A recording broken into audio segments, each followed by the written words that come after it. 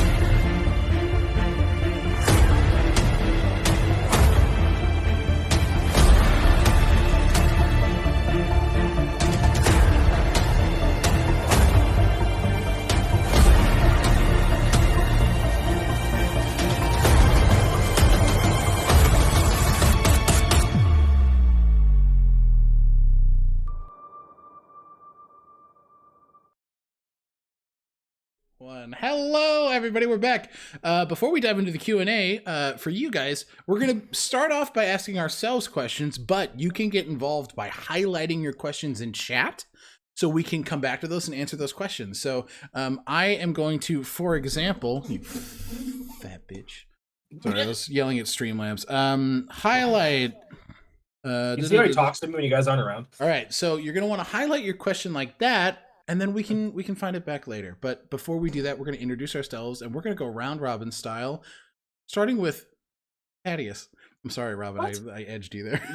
Yeah, it's really close. Let me just say, we hope, Dylan, you get better soon. This is our chance to reach out and say, hey, Dylan, we appreciate you giving us the chance to run this, but this is our stream now, and we're in charge. We have truly become unhinged. Yeah. It is wild how unhinged this has been. Yeah. From setup to now, it's been a mess. The first 10 minutes of pre-check was fine, and then it went naughty. It went feral. I thought it was damn fun. Okay, well, I'm going to start off with, probably the most important question I can ask anybody all day today, and I'm going to ask it directly to Robin and then everyone, because I think the boys all have the same answer in this situation. I wanted you to introduce yourself. Oh my Where gosh, can people find you? I took over the stream already. I'm clearing the house. Honestly, that was so endearing. It was so fucking endearing. Yeah. I'm Thaddeus Atlas. I play Aubrey on stream. You can find me in everywhere under that name. I'm gonna go ahead and pass the mic. We're gonna throw it to Christian. Hey everybody, hi! My name is Christian, aka Fluffy Goomba, on several socials, mainly on TikTok, but you can also find me here on Twitch, playing several different games on several different days with several wonderful people. You can also find me on Sundays at 8 p.m. EST on Tragedy of Theologian, where I play Ragna of the Ironclaw Pride, a leaning Echo-Knight fighter, who just rebuilt some bridges with his Minotaur best friend, Casimir, the Barbarian. It was very sweet. It's a very, very, very conscious moment, and one of my prouder RP moments, really. And then, of course, you can find me here playing everyone's favorite gangrel leader, son of a bitch, Maximilian Washington. Yeah, that's me. And Hi, Robin, yeah, please go for it. hi everyone. Thank you for watching. I'm Robin the God, Robin the Goddess in some platforms. I play Thorn, the Nosferatu. He, him. My pronouns are she, her. And you can find me on TikTok, Robin the God. Robin the Goddess other places too. All right. That's just what I got. Listen, if you find me on some sketchy sites, he didn't see Sketchy, anything. huh? I Sketchy, promise. Nothing. I'm not subscribed to that website. Hi, everybody. My name is Alec. My pronouns are he, him. You can find me all places on the internet at CommuneDM. When I'm not doing some nasty sad boy vampire shit, you can find me as the archivist over at Known Realms Tolesh, as well as a player, Finn Reese and Heroes of Hysteria Unearthed Inheritance, over at twitch.tv/CommuneDM. Yeah, so we're going to throw it back to Thaddeus because he had that initial question, and I want to give that to him. Go ahead, Sweet Pea. You guys, I now I don't want to pass the mic to anyone.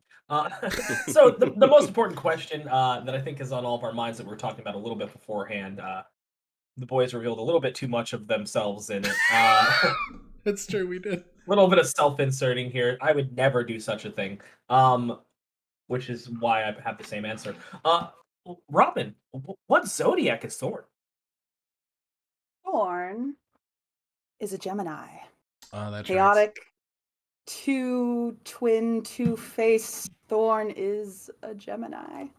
I myself am a Libra, a Gemini moon and rising, but that's not self-insert, okay? That's not my sun sign, so fine. Duality of man, so Gemini. Born in the spring. Yes. Doesn't he look like a spring boy? He does look like a spring boy that's 10 seconds from Crumpling. He looks like a piece of thrown moss against the wall, and I'm like, that's good summer. Don't you even come for my sweet moss child. Have you ever sneezed a little too hard into a napkin? That yellow, that thick yellow stuff? Yeah. Almost chewy. You guys are making it impossible to enjoy my drink now. Viscous. Oh! All right. Christian. I hate the words almost chewy. Oh! God, that's awful. No. That's heinous. Just kind of curdled. Nothing about this question inspired this as an answer. So. You said, how are we going to fill the hour? This is how. This is how.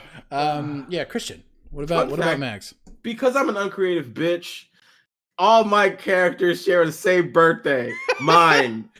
And that makes them all Libras. Extroverted, friendly, seekers of justice. They like to attain peace and harmony and all that shit. All that in different manners. Team Libra. Libra. So amazing. Much like Christian, I am an uncreative hack. Kieran shares my my astral chart. He is a Leo sun, a Taurus moon, and a Cancer rising. Which means he's sad. All the time. Just all the plus equals sad. No, Leos they're the sun. They're the center of the universe. They exude warmth, and everybody just wants to be around them. So you know what? Yeah. Wow. Okay, that's a very good icebreaker question. Thank you, Thad. Robin, would you like to show off for chat the metric fuck ton of notes you brought in? Look, I mean, I thought I didn't know what we do, so I just figured we. Good Lord! I wanted to be prepared. I see that. A good student. Quite prepared. Thanks, guys. I love that. Do you have a question you'd like to ask? Okay, yeah. All right, let's get into it. So there are a few paths in World of Darkness. You have the humanity path, the path of the righteous fighting the beast, and you have the path of enlightenment, giving in to the beast and all the urges. For each of your character at this current moment, what path are they taking? The path of enlightenment, giving in to the beast, the worm, or the path of humanity, trying to rise above that? Path of least resistance for sure. The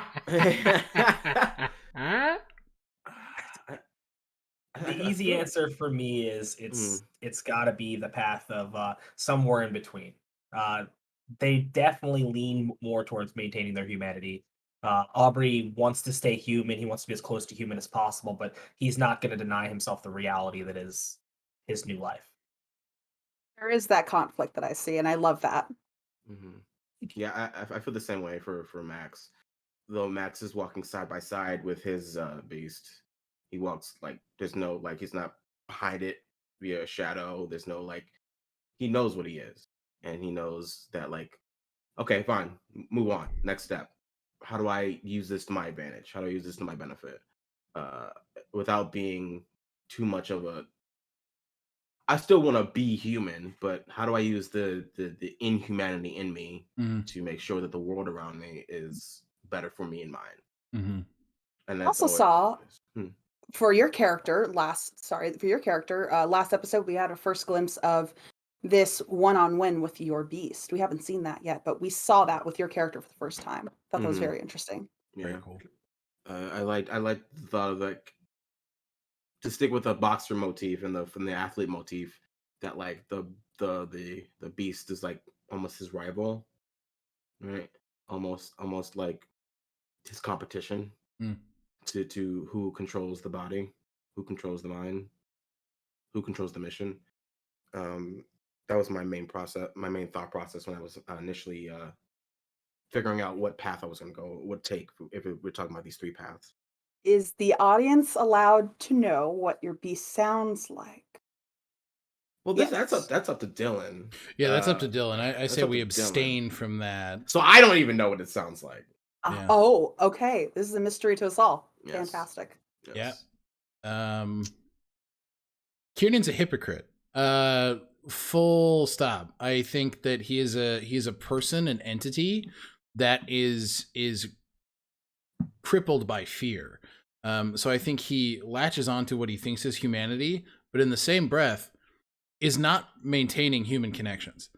The only people he's really maintaining connection with are Stephanie, and the pining for his familial relationship. Like I had a conversation with Button the other day, and like this is it's something that's so apparent, and it's like I think through that hypocrisy he imagines the humanity is winning, but I think it's the beast right now. I think he is far more bestial than he likes to admit. So would you say right now any ties to sort of humanity that you have are just linked to these intimate relationships and nothing more than that? I think a lot of it ties to who Kiernan was before he was embraced. Because without getting into details, he was in a very dark spot. So maybe there were not a lot of human connections there anyway. Love that.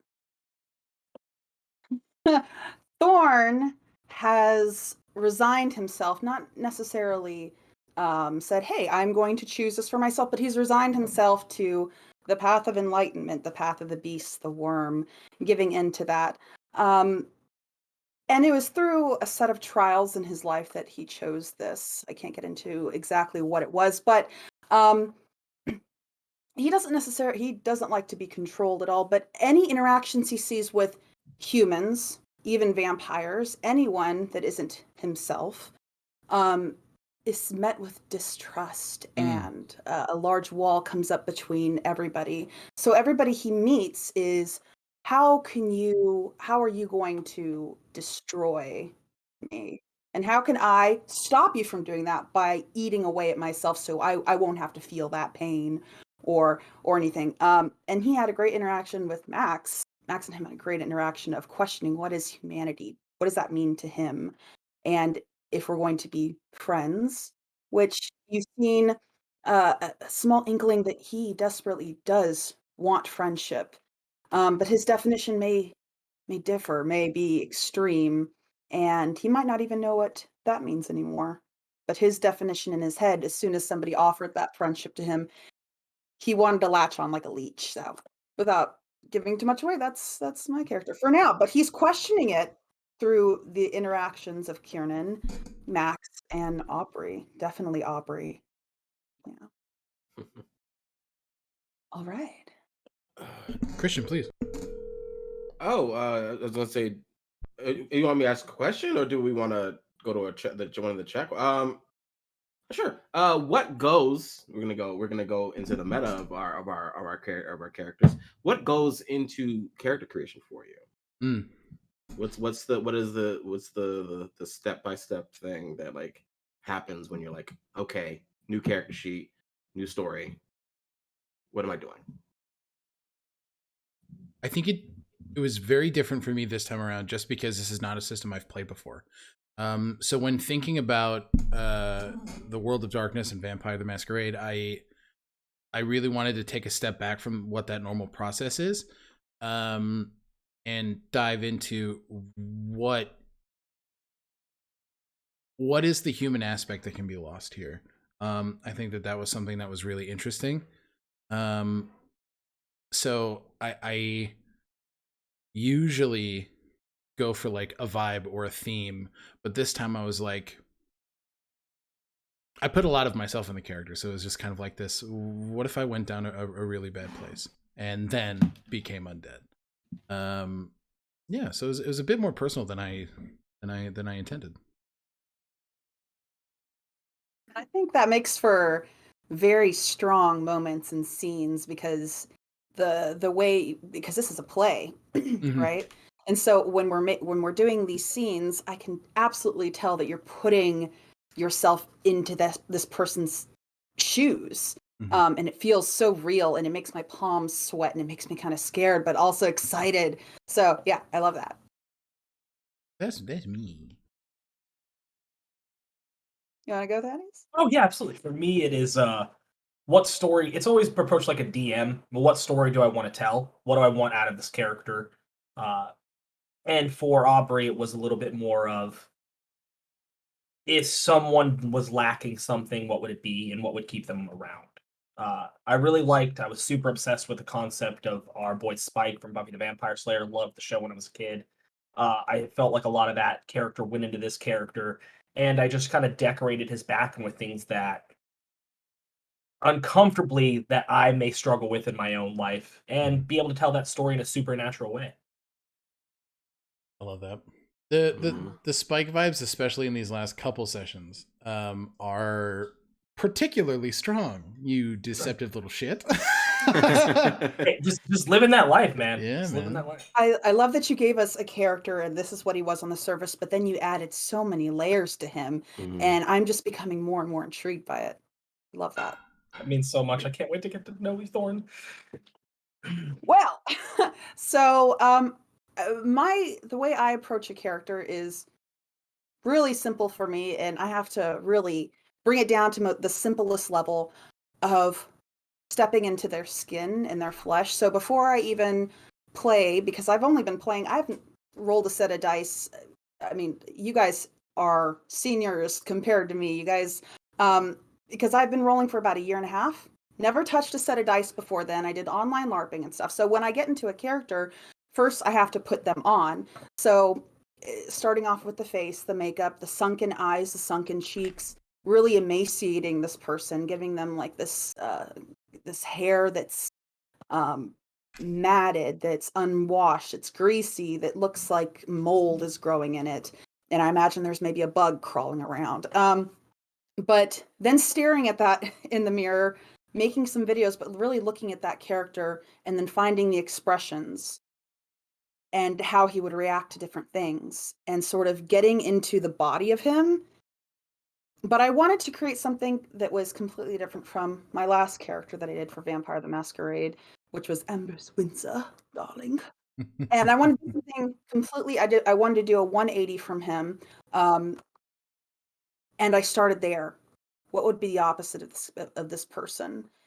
Um, what would be their motivations? What would they look like? Why would they wear the things that they wear? He wears something that covers his entire face, you know, a mask. I imagine him wearing leather, kind of like the Matrix meets, I don't know, some industrial punk, but it's completely covered. His head is covered, his whole entire body is covered. If he's not wearing gloves, you can see his gnarled hands, and it's thin, and he looks breakable, and almost like there's he's double jointed. Um, but starting for me for how the character looks. I personally love the way you describe a character. It comes from your background in, RP and online, and I feel so aware of every inch of them from the minute they enter a room, and in such a good way. It gives me lots of things to play off of as a character, and as a viewer, it leads me to feel like this is a person I could picture leaning up against a bar, and their stance and the way they walk, just from what they're wearing and how you describe them. And I really like that. Did I mention they wear seals? I have never heard that, and we know now. living for it. We know now. They're about this big. They're about this big, but they're like they're boots that go all the way up, right, all the way up to the thigh, and they're leather, and it's leather pants, and it's leather, and it's strapped up. He looks like a Cenobite. Like Not even wearing some makes sense. colonics for a second. yeah, That's would you imagine like a Cenobite looking, or what are those leather guys? I don't want to. Yeah, I don't know, but I definitely Cenobites from I like want a bite. Hellraiser. Yeah. Yeah. Absolutely. Yeah, Christian, cinnamon bun. what's the answer to your own question, you beautiful bastard? I just mean because I'm in the same boat as both Thaddeus and Alec here, where I never touched Vampire the Masquerade. So how you usually pick a character or create a character is just you look for an archetype, or you look for like a class and base your character around that. But since this was like clans and things, I was like, okay, I got to rework that. And just going through when I was making my choice to pick a clan, I saw Gangrel and I was like, okay, they're the closest to the monster. And then I was like, okay, so I would be as close to the monster without looking like it as possible. And so I had focused on the physical attributes of a vampire. And then once I was done with that skeleton, I was like, okay, so then what else is he? What else is what other parts of him stand out? And unbeknownst to me, I had totally forgot about this fun fact. I had put his leadership to 3 pips. And I was Ooh. like, I didn't even remember it. But at the same time, I was like, okay, if I'm paying a Gangrel, pack leader seems kind of cool, or bodyguard. I was initially going for bodyguard of this group of people because I was going to assume that like they were more experienced than me in like the politics of the World of Darkness setting, right? And so I was like, okay, so I'll protect whoever knows the most information. And then that kind of turned on its head when we were first RPing, when I was alone and I didn't have anyone to protect. So I had to come up with a thing on the fly of, okay, what's the mindset then? And it's just protect whoever. Mhm. Make sure whoever does talk to me is protected in some manner or fashion. And since this is a team game, that still stays true. Where like I want to make sure that all of you guys are protected, either from a physical sense or like if you're being threatened in general, just to make sure that you're all okay. And I guess I guess falling into that leadership protector role fairly quickly. This is the quickest. This is the quickest I've been assigned the party leader role. Yeah, truly. So, well, and you mentioned something that you felt fell to the wayside, which was the aspect of protecting those with information. It's been interesting to see that kind of resurface with the interactions between Thorn and Max. I think that like that dynamic is one that I'm deeply excited to see more of, because the way that both you the way that both my phone. Oh shit. The way that both you, Christian, and Robin are able to play off of each other with those characters is so deeply nuanced and delicious in a way that is like really fun to explore. So I'm excited to see that, especially since we're kind of diving into, and this is probably a good time to say spoilers up to episode 5 of Darkness Over New Orleans. Absolutely. We're heading into a space where it looks like we're going to be diving into some more information, which is like your guys' bread and or butter.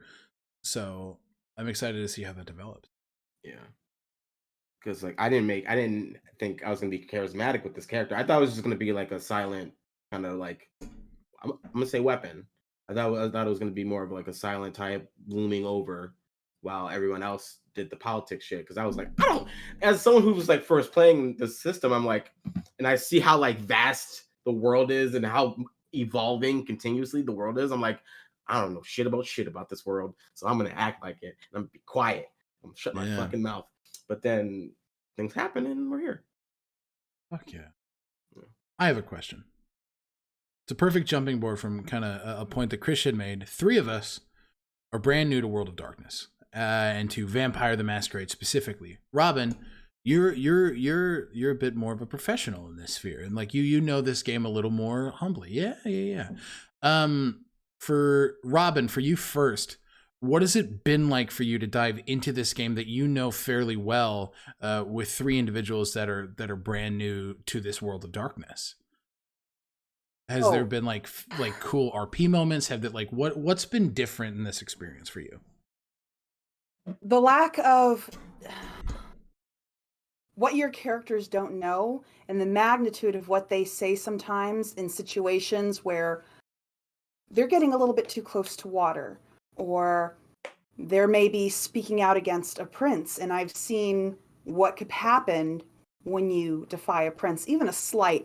A prince doesn't need a reason to kill you. Mm-hmm. They can just do it. Things like, there's things within this universe like ghosts, mages, but ghosts are terrifying. With a Garu, with a werewolf, with a Lycan, their flesh, their blood, you can kill them. Vampires, kindred, you can kill them. Humans, you can kill them. What do you do about a ghost? And that ghost can kill you. Trap you in a room and make it explode. Shatter a floorboard and then you're in torpor because you've been staked. What do you do in that situation? But it's all these possibilities of what can happen and who can I trust? Because you can't really trust anybody except your coterie. So just the unknown has been extremely exciting. Disciplines. Your characters, are they aware of there's religious systems, there's different clans, there's hierarchies of different clans, and they're being thrust into this world, and you are too, along with them, so you're learning with them. Yeah, there's a lot. But it's just so exciting. It's like playing a new it's like playing all over again from the very start.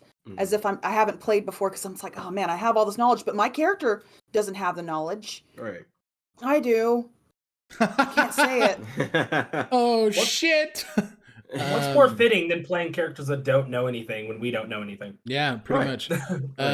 For Christian and Thaddeus, what has it been like jumping into the world? And we're a group of people that's never played together. I mean, I've known Christian for a bit longer than I've known everybody else, but we've never gotten to play at a table together. What has that experience been like, and how has it shifted given a brand new system? And how are you liking the system? I mean, I'm liking it a lot. It's a classic system for a reason, right? It works. And like, I know this is the new like 5e 2nd edition, like new hotness. Yeah. But at the same time, it doesn't feel like a 5e, like it doesn't feel like that at all. But like it's all about, for me, like I push the mechanics aside and I just see the characters as like scene partners, right? Yep. If we're talking about this as a play, and I just try to see like the vibe of every character I interact with, specifically because I remember in the very first episode, he's like, I'm gonna stick by you because you seem like you know what you're doing. And my response was, I had no idea what the fuck I'm doing. Because that was both me and Max's response, just mixed into one. Because I have no idea what like, this is the fanciest, schmanciest, old-timey party I've ever been to. And it don't make no sense. It's corny as fuck, but I'm gonna not say that. Well, it's still endeared Kiernan to him. Because he's just like, oh, at least you're honest. Yeah. I'm like that, but like, at the same time, learning that can get you killed. Yeah. Being honest and saying information openly, like I didn't know that you weren't supposed to say what clan you were part of. Like, I didn't know that shit. That's so fast. Yeah, I was like, am I supposed to tell people? You're like, and he was like, no. And I was like, oh fuck, whoops, did that. And like, I didn't know that. And like, it just influenced the RP of like, okay, Max is trusting. He doesn't really care what clan standing is, because it doesn't give a fuck. And I just made that spot up on the fly because I didn't know, because I on purpose didn't really read into the lore and the rules of the Masquerade, specifically because Max doesn't really know or mind the rules of the Masquerade. He just knows that he's supposed to be here and he's supposed to act as human as possible when in presence of other human beings, and that was it. He didn't really care about the religious. He didn't know they're fucking. He doesn't know there are fucking ghosts out here. Like, that's ridiculous. That's silly. Felt like we just found that out. Yeah, exactly. It's like I just found out. If you told Max verbatim that, hey, watch out, there are ghosts in this place, and he'd be like, what the fuck are you talking about? There are actual ghosts, like boop on a house ghost. Thorn dropped that. He dropped that at one point. He did say that. Yeah. That's right. Yes, that's right. Yeah. I think Max just threw it to the wayside because like, oh, just ghosts. But like, if you actually like sat him down and went, yo, ghosts are real, he'd be like, you made that up. Like, we're gonna have a what we do in the shadows moment. Like, exactly. Gets this straight. We've been at a party with Babadooks, and ghosts are not real. And I feel like the ignorance plays into how I'm playing, and I'm just having more fun that way, which is always cool. And because your vampires are fairly new. How old is Max? Into the Masquerade, he's 5 years into the Masquerade. Years. Okay. But he's not been invited to something like this ever.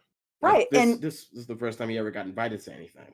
right, and clans are extremely private with their secrets, with their hierarchies and how they deal with each other. But once you start reading into them, you're like, oh, like with Dylan in the when we went and you guys saw a peek into like the Nosferatu underground city, you would have noticed something was off if you just looking at like the Nosferatu clan or reading up on it. And I didn't read up on it too much until I was like, oh, I'm gonna play this nastiest, greasiest, crustiest clan. That's the one I want. Ugly fugglers, just ugly fugglers, like fugglers, But after I started reading it and he said certain things, I was like, it ain't adding up.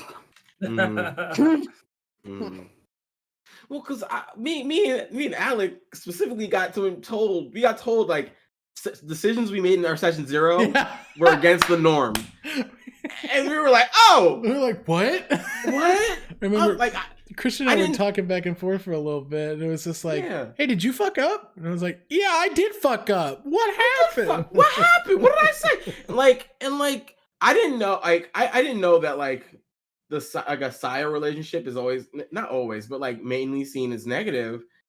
I was like, I didn't know that when I made Angelo. I was just like, Angelo's just best dad. Angelo's just a good boy. Like, just a good dad. It's just like, what if your dad was a vampire and he was like, I don't want my son to die here. Like, what if that's the relationship, right? Yeah. Then I learned like, no. He was like, oh, that's very interesting that you have it like that. I was like, what? What do you mean? What do you mean? Thaddeus, what has it been like for you to jump in? So for me, it's very much a form the game over mechanics. I'm so used to playing games that are mechanically driven. This one is storytell driven. It's how do you feel about the people around you? How do they feel about you? How do you see your character fit in and what are their goals? You spend so much more time thinking about that. In D&D, you spend a lot of time, oh, it's a quest, we got to get this done. Return the book, whatever. And your character may or may not really have a buy-in in any of those things. They're just doing it. They're along for the ride. In this, it's very much your character has a buy-in for every single thing. Like, why am I in this room right now? And it's looking at a completely different dimension of the game. And it's sharing that space with people. And maybe, I mean, obviously it's just you guys, but you guys are such great scene partners and you care so much about the people around you and whether or not they're having a good time and whether or not they're fleshing out their characters the way they want, that it's such a unique and pleasurable experience, the likes of which I've never seen before. And hopefully I'll see more in the future, but I up until now, it was my first experience with just truly genuine people that want the best for your character at every moment. It feels rewarding in the best way. Love that. Let's do another round of cast questions. And then we'll start opening it up, chat, and like intermingling those along the way. Robin's got that big old book. We gotta give Robin. You gotta have like that.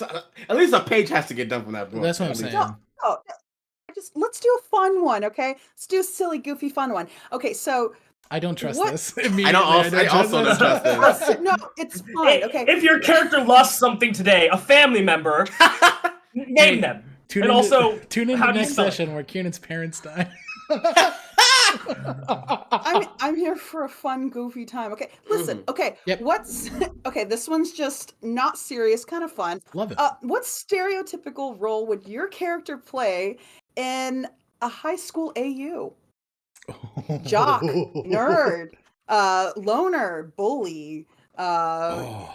cheerleader. What would they be? Artistic guy. Oh man, that is a really good goofy question. President Jock. of the Honor Society. Yeah. Most Jock. popular. Super relative. What are they? Yeah. Max as the jock does make a whole lot of sense. Shock. Yeah. Like football captain. Yeah. Yeah. I think. Fuck, man, I hate to put myself on blast in this way. Do it. Blast yourself. But like the artistic loner.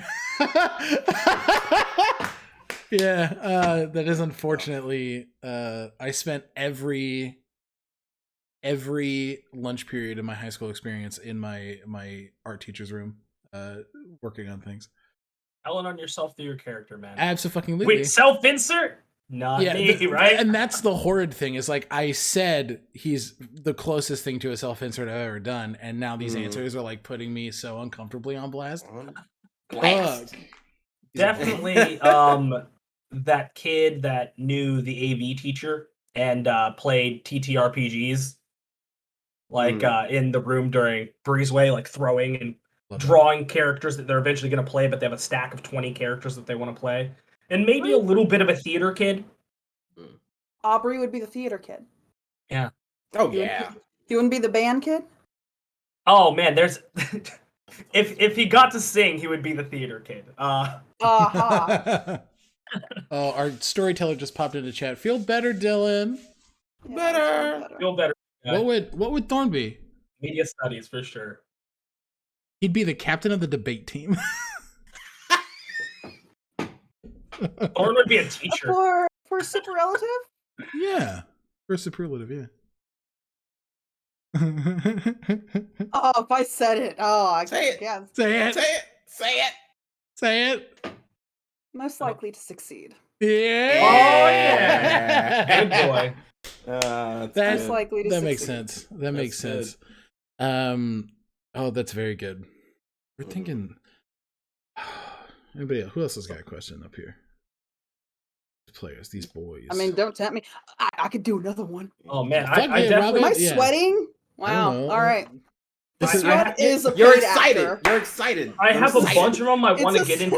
it's- We're getting. I have a bunch of them I want to get into later, which is just stuff that that the chat can participate in. Absolutely. It's going to be a lot of like Yep, who's the best at this, who's the best at that, and we'll do that more towards the end. But I definitely That want to makes see sense. what chat thinks. Yes, Yeah. absolutely. Do that. Yeah. All right, Robin. What else you got? What else? What else? You Yeah. got? Okay. So let's see. Robin came prepared. Yeah, I'm ready for this. Okay. Which character does your character have the most in common with? Which character? Just my character. Wait. It's Which like, character? this is Why? like 7 degrees of Kevin Bacon right now, dude. Wait, does he know? Because if it's secrets, it's Thorn. That's Yeah, that that's easy. fair. Is it? Is it? That's fair. Yeah. Ooh. Thorn looks like he's reporting to someone he doesn't like. I'm living that life. Fuck. Got them secrets. Living that I love life. secrets. Living that life. Christian? Wait, what's the question? Who do we think our character is most like? I don't Right? like this because I feel like how- Thorn, the character, asked this oh. question. Wait. Which character does your character have the Mm. most in common with? Okay. Kiernan. Yeah, that makes sense. I mean, because here's I'll even add to it. He sees a little bit of his primary youth as a vampire in Kiernan. The wrestling with the beast mm-hmm. and the struggle. Max, in my head, hasn't gotten over the struggle, but he's working alongside the struggle.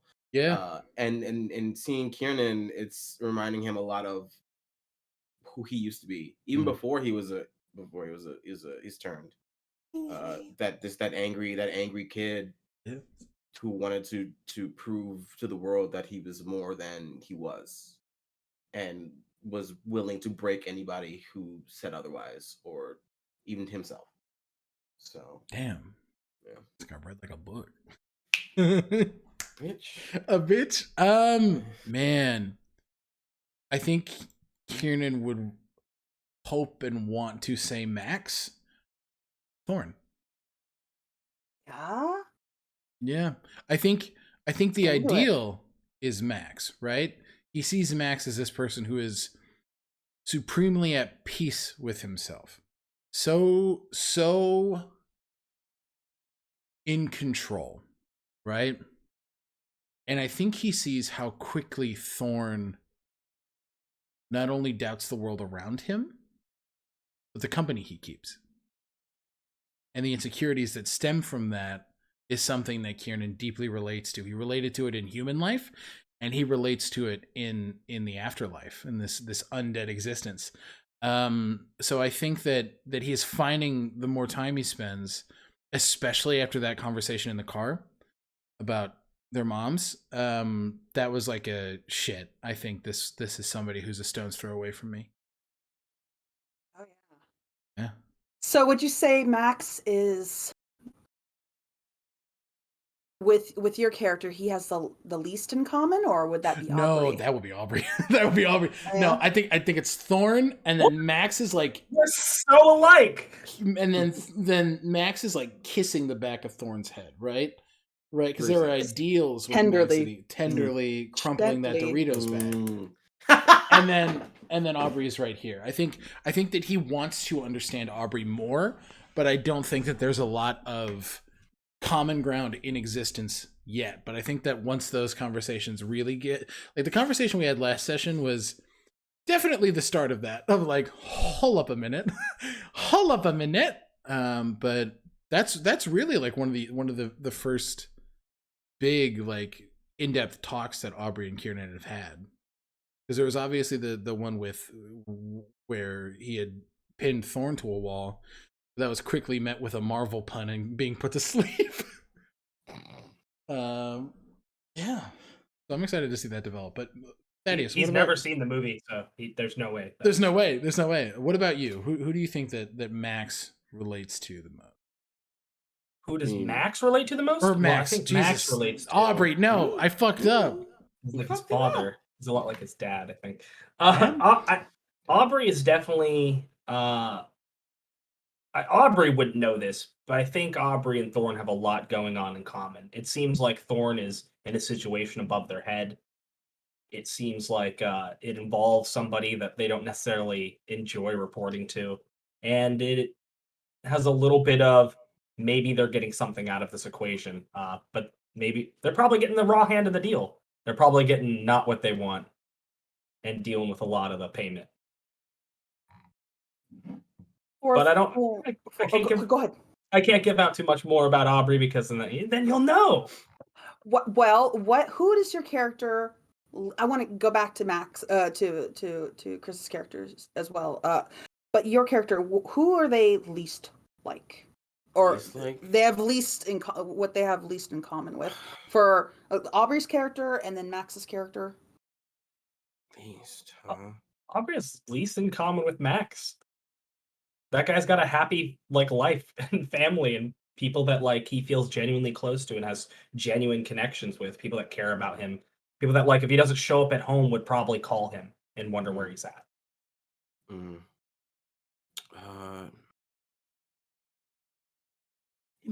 might be. No, I don't know, because Max truly sees a bit of himself in each of you, and he sees a bit of commonality, be that Kiernan's fight with his beast currently, the discussion of humanity with Thorn, and being closed off to the world and not showing your true self, like Aubrey, when he was growing up on the streets, he was homeless himself. So there's a part of him that he sees in himself in each of you. So I'm not sure if he has at least, because it's all like you're all pretty even right now, because you're all aspects of his life in some respect. Like you're different trees. Yeah. It's incredibly deep. I like that. Yeah. I love him. What a good guy. Thorn, I would say he has a very particular interest in Aubrey. From his point of view, he didn't have anybody to guide him, to lead him, as a new fledgling. So when he was embraced, he didn't have somebody to lead him, and to guide him. Not really. And so with Aubrey, he sees this baby lamb, and it's just sort of like looking into a dark mirror, and he wants to save him. He genuinely does want him to survive and live and be better. He wants to be the mentor he wishes he had, but it can be so hard sometimes because he's so contrary. He shows this one face, and then all of a sudden it's completely different when he tells him to drop the mask, and he wants to see that underside. He's trying to really pull away. He's least like, but yeah, he has a very particular interest in Aubrey. And I think there may be a bit of humanity there that goes into it. Like Thorn swears off humanity, but in Aubrey, he can't help himself. Least like,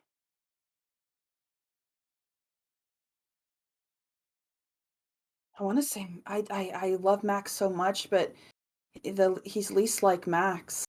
Or he's least, has at least in common with Max. He sees this person who seems to be a true-born leader, who knows exactly what to say. No matter how eloquent Thorn comes across, no matter how his posture, no matter what he does, that these are the rules, and if I do these rules, perhaps I can survive. But your character challenges, but has this authority, and he wishes he had that. He wishes he had that hope still. And looking at Max is everything that he wants, everything he wishes he could be and have. And he's very covetous and envious and almost bitter when he interacts with Max. He wants to break him on a deep, very deep level. When I get into my character, I'm like, and he sees this happy relationship with his sire. He wants that life, everything that Max encompasses. He wants that, but it seems just so out of his reach. No matter how much he's tried in his life, he can never get. And this guy's younger. Max is younger than him, less experienced, and he has just naturally all these things. And knowing that the embrace is so in the world of darkness, for Vampire the Masquerade, sex isn't really a thing for vampires. It's not. You have to have a certain humanity, and you have to really push that to the surface. So when you engage, you have to put on the blush of life to make your skin flush, to make blood run to certain areas. You just can't do it. You have to actually force your brain to be like, okay, we're doing this now. Make PP work. Make PP work. How much humanity? Dragon Ball Z. Ah! How much humanity you need to have? More than Thorns. How much humanity does Thorn have? Listen, we're not going to talk about that. Listen. We're not going to talk about that, okay? Born receiving. He's just all right. But the embrace is a very intimate thing. It's akin to sex. It's very, very intimate. It's passionate. It's loving. Even if you don't like your sire, even if you hate your sire, in the moment of the embrace, it's the most heightened feeling emotionally, euphorically, physically that you will ever feel in that transition. And it's wonderful in the process as while it's happening. Afterwards, you may feel a certain way, but some people don't even remember it. Sometimes it's violent. It's But seeing Max and knowing that, man, that was probably a really wonderful thing in his mind. He doesn't know yet.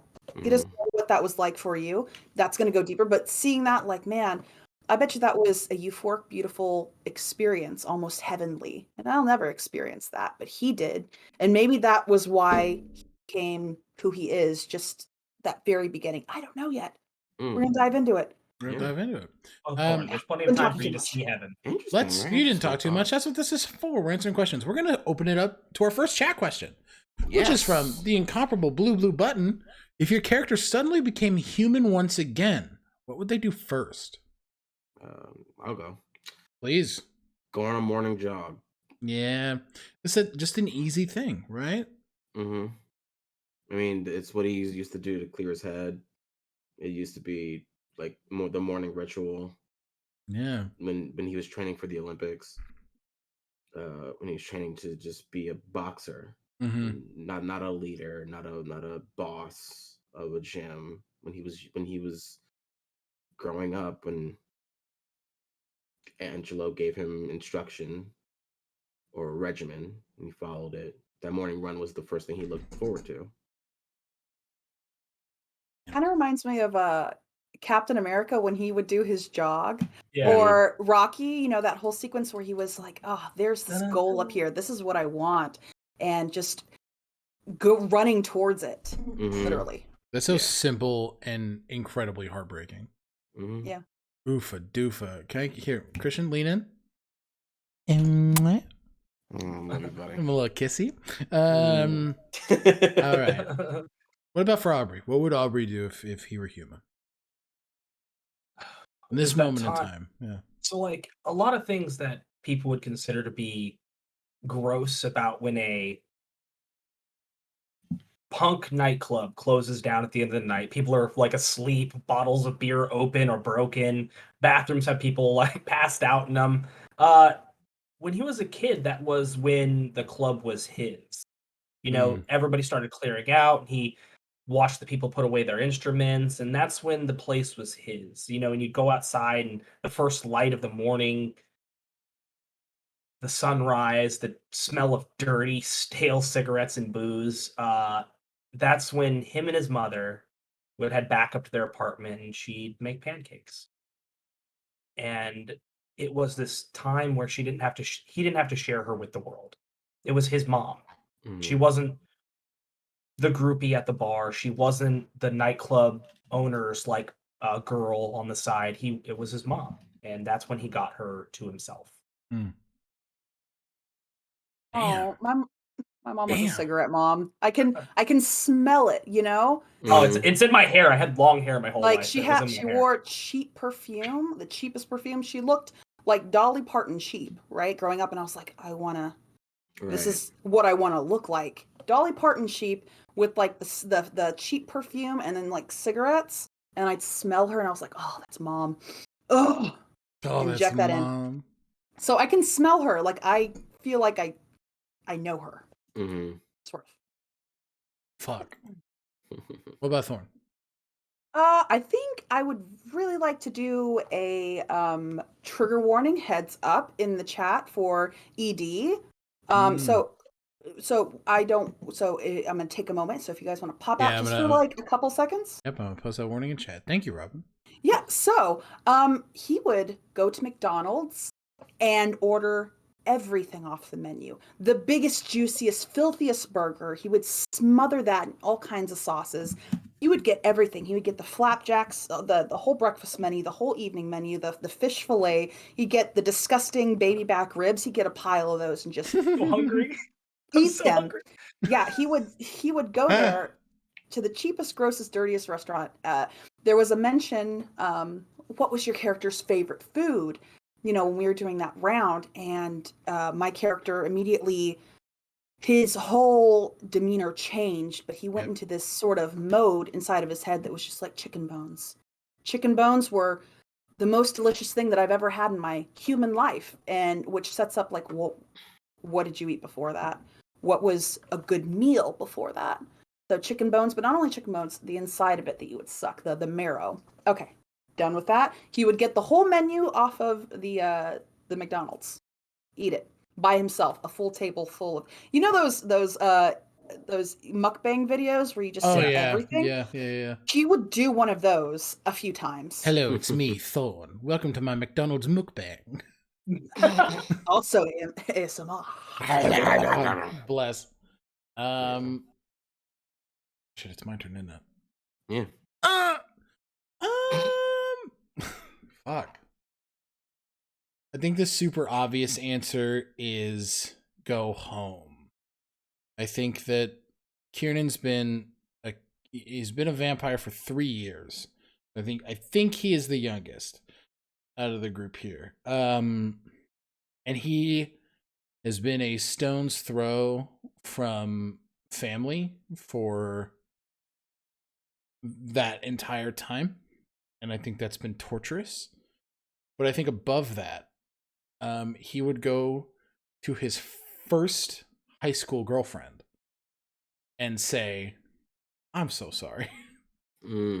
I think that there's something about human amends, that is something he feels unable to do at this moment. So I think like literally he'd think about the person and like he didn't do anything egregious. He was just a shitty high school kid, which is egregious in and of itself.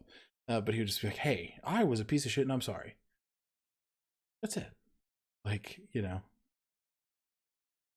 So the little regrets in his life he would go back to. Yeah. So it's sort of like being on your deathbed, but eternally, forever for him, of like regret that you just have to live with. He's alive still, but not really. I'm alive, but I'm dead. Yeah, that would be that. Yeah. Oh, that was dark. Let's move to a nice light question from chat from Gaming Blaine. Who is your favorite ship? Who's your favorite ship? Oh, come on. It's the one ship that is the loudest in the universe. It Robin is so or fucking Thorn and Aubrey, dude. It's the loudest. It's Isn't that loud? It's a fucking lighthouse. Like it is like I thought I was being super subtle. that light is so bright. Fucking call Mattel. Holy shit. Oh God. And the thing about it is Thorn feels it, but he's also like, how old is Aubrey? He's in his 20s, right? Yeah. Thorn's old enough to be his daddy. Yeah, he is. Yeah, he is. He's old enough. At this point, he's 43. He's old. Like he's Aubrey's 28. Dad. He's like Dad. He strokes his cheek and he's like, I'm a filthy, filthy old man. But he is pretty. We're all dead. It's fun. We're all dead. Actually, I like Kierbri. Yeah. Oh. Kierbri. I like it. And what was it? What's it from Max and Kiernan? Max and Kiernan? Kira? Cax. Hey guys, throw the ship names in the chat. Let's see them. Cax. Cax. It's a good ship, but it's a terrible ship name. It's a horrible name. My favorite ship is Max and his wife. Because she was alluded to, and what was said made me so happy. Yes. And, hold on, did I miss this? Yeah, I must have missed it too. This happened. He talked about She's still alive? his spouse. No. Guys. Who knows? I'm messed up now. Who knows? I'm messed up. We're gonna meet him maybe. Who knows? Shook. Yeah, Button came in clutch with Kira Million, which is pretty good. You're a million. Much better. Much Yeah. better. Much Solid. better. Much I don't better. know. I'm That's stuck good. on Cax. I don't know. I'm Cax stuck for on life. Cax. Cax for life. God bless it. No, I do really enjoy Max and Kiernan's vibe. Maybe they kiss. Maybe. Hey Jess, Not if you're in front of his watching wife. this, Or maybe in front of his wife. Make them art. kiss. Okay. From Kawaiju Cosplay, I'm so sorry. If you were a vampire, what clan would you want to be a part of? I think I don't know enough about vampires, but I did research the two I was going to choose. So I think I'm going to go Bruja. That witch vampire. Which is funny because I would go Gangrel. Fantastic. Fantastic. Where would you guys go, Robin and Thad? Come on, Robin. What are you going? I gotta go with my OG. With my OG. Lasombra? Tzimisce. Oh. Tzimisce. Lasombra's good. Lasombra's a cold, a hard second. Cold hard, like at that party.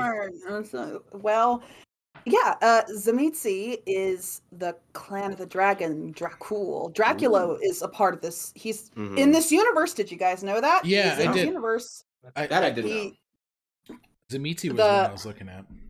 Oh yeah, Tzimisce himself had, I believe, if I'm not mistaken, a cathedral of flesh. Yeah, he has a cathedral of flesh. You walk in, it's flesh. Gross, guys. Yeah. Gross. So, but Totally they have fine this. without that. Once you get to this like certain stage, which I didn't get to in my last game, but once you get to the certain stage, you can look at somebody, and just like Dracula, how he staked people, you can shoot their spine from the top of their skull all the way down at the bottom and then back up again. Shoot, shoot, like that. And they're just like... You can impaled. load their ass like a shotgun? You can load their ass like a shotgun. What? That's a Cardi trick and a half. Like that's Final rack. How do you like discover, you can one discover that ability and then two use it casually? Sure. Yeah. Of course, Kathy can spin her ass in a circle. Vlad over here, he can reload a guy. Oh, that's not all. That's not all. You can turn into blood. Just all of a sudden, like you're Blood mist. No, you're not blood mist. No, you turn into a situation, all of a sudden splat, and then you can sink into the earth. You can literally stand, or there's something that's like one with the earth, and you stand there, and all of a sudden it's just shoom, and you go into the ground, and you can go into the house or whatever. But like, yeah, turning into blood to get away, you're under fire, and all of a sudden, and you just sink into the ground, into the floorboards. Naughty.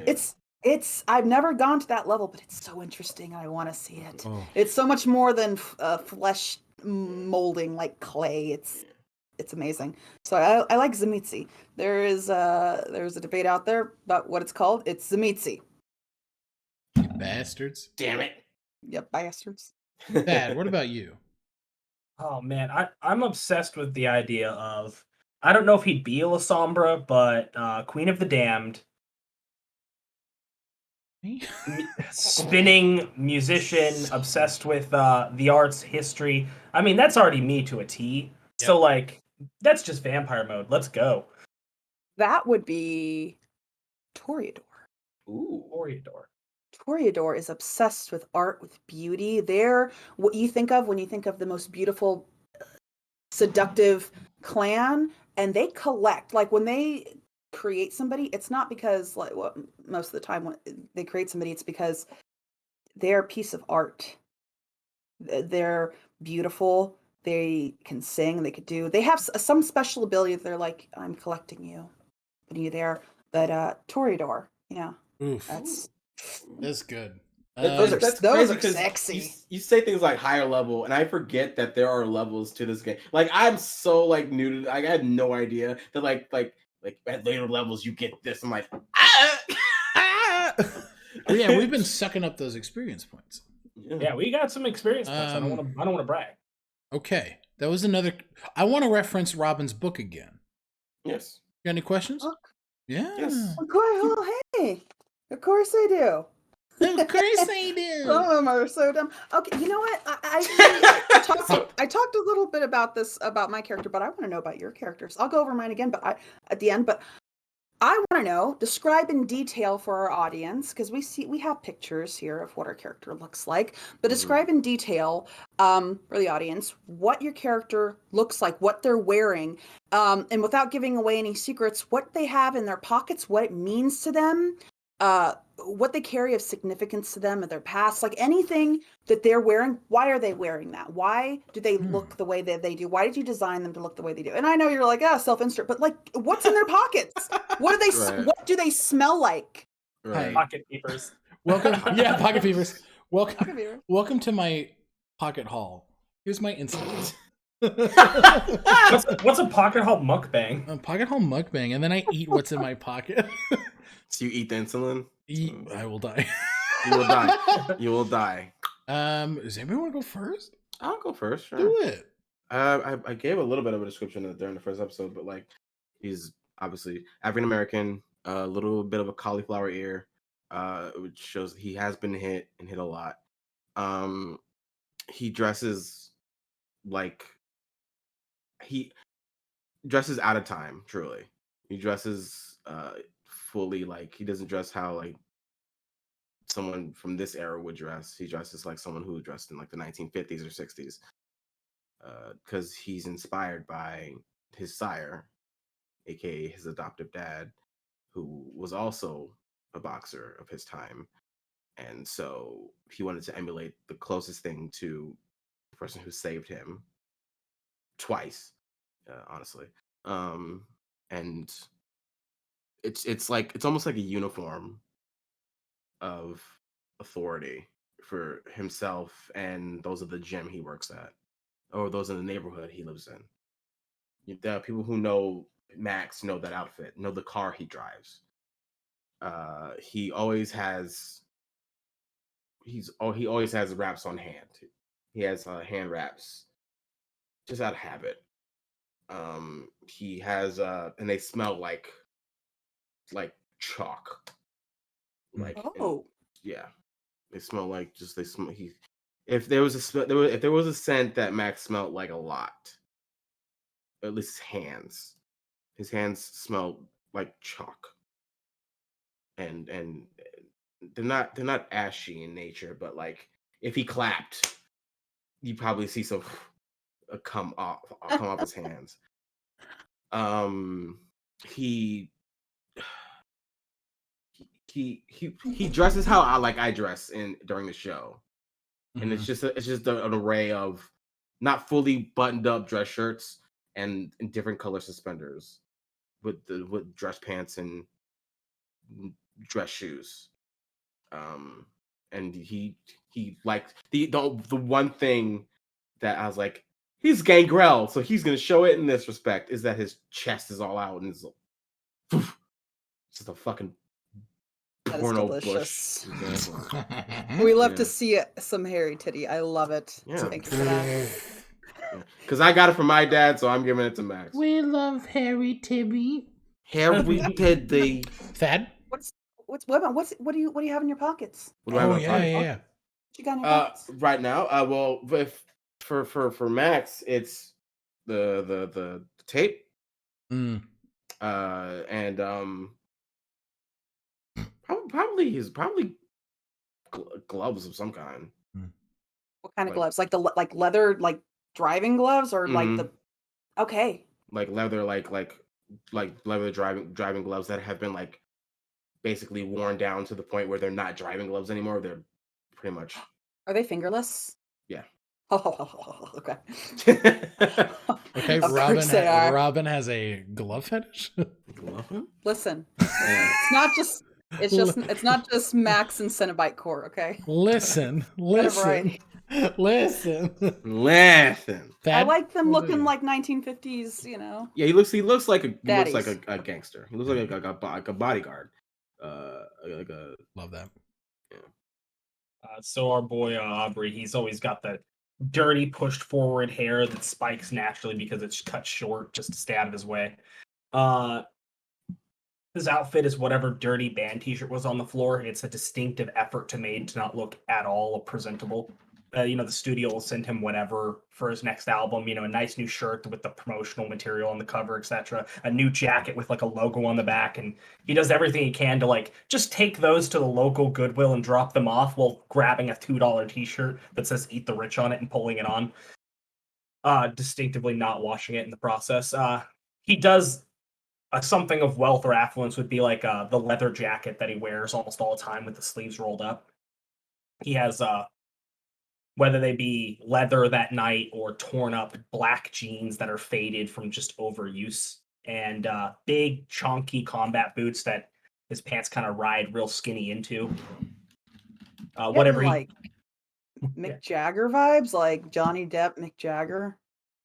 There's definitely some rolled up smokes in that jacket at any given point in time. What can't be cut off sleeve wise or even crop topped is crop topped or sleeved. If a shirt gets too tight, it gets torn. Everything is safety pinned or hooked or studded. Long chains hang off him that go to a wallet that has nothing in it, almost comically like a blood donor card. All right. When's the wedding? I'm in Oh love. my Let's God. go. Let's go. His cell phone is his only like possession that he kind of connects him to mortal life, is this thing that he gets. Like, he can text people, and he's often seen like scrolling through people's Facebooks. He's a little outdated, so that he can see people that he knew or does know or knew as a kid, and he just checks Facebooks periodically to see, oh, a wedding, oh, this is what people are up to. And he has like one of those private little anonymous accounts with like no friends. Robin just fell for him really hard. Oh Like, no. all over again. Dang. Damn. Chains? Kind of dirty, kind of expensive. Dang. There's definitely that like corporate Facebook account with 1 million friends that feel fake. He's like, I don't use that. Oh, yeah, definitely has a burner account. He has a bot account, someone said. Gaming Blaine. He'll talk shit about. They'll release a new album and he'll post on his own album and be like, last one was better. From the burner account. From himself, yeah. These guys are washed up. Fucking bless. Cunan's got 2 modes. One is the zone that everybody here has seen, so just really tattered like athletic fit jeans, so they're just tightish. Big boots that are definitely dirty and worn and have seen walking. A black undershirt with a big like flannel over it. Pretty simple, pretty easy. Sleeves rolled up. Hair is usually in a messy half up, half down, or just down. His second mode is comfy mode, and I'm imploring this to Kieran because I enjoy it myself. It's basketball shorts with 1 million rips in it, and a like long t-shirt, like a long sleeve t-shirt. In his pockets. Well, now he's got half of a cell phone. His new cell phone. I have a cell phone. It doesn't have a screen. But he does have a small fidget toy in his other pocket. Ooh, nice. Does every guy have those ripped, nasty shorts? I'm wearing them right now, Robin. Yeah. No, above everything, I'm wearing them right now. Like, Thorn is very attracted to how Aubrey looks, but me, Robin, the way you painted Kieran, Amazing.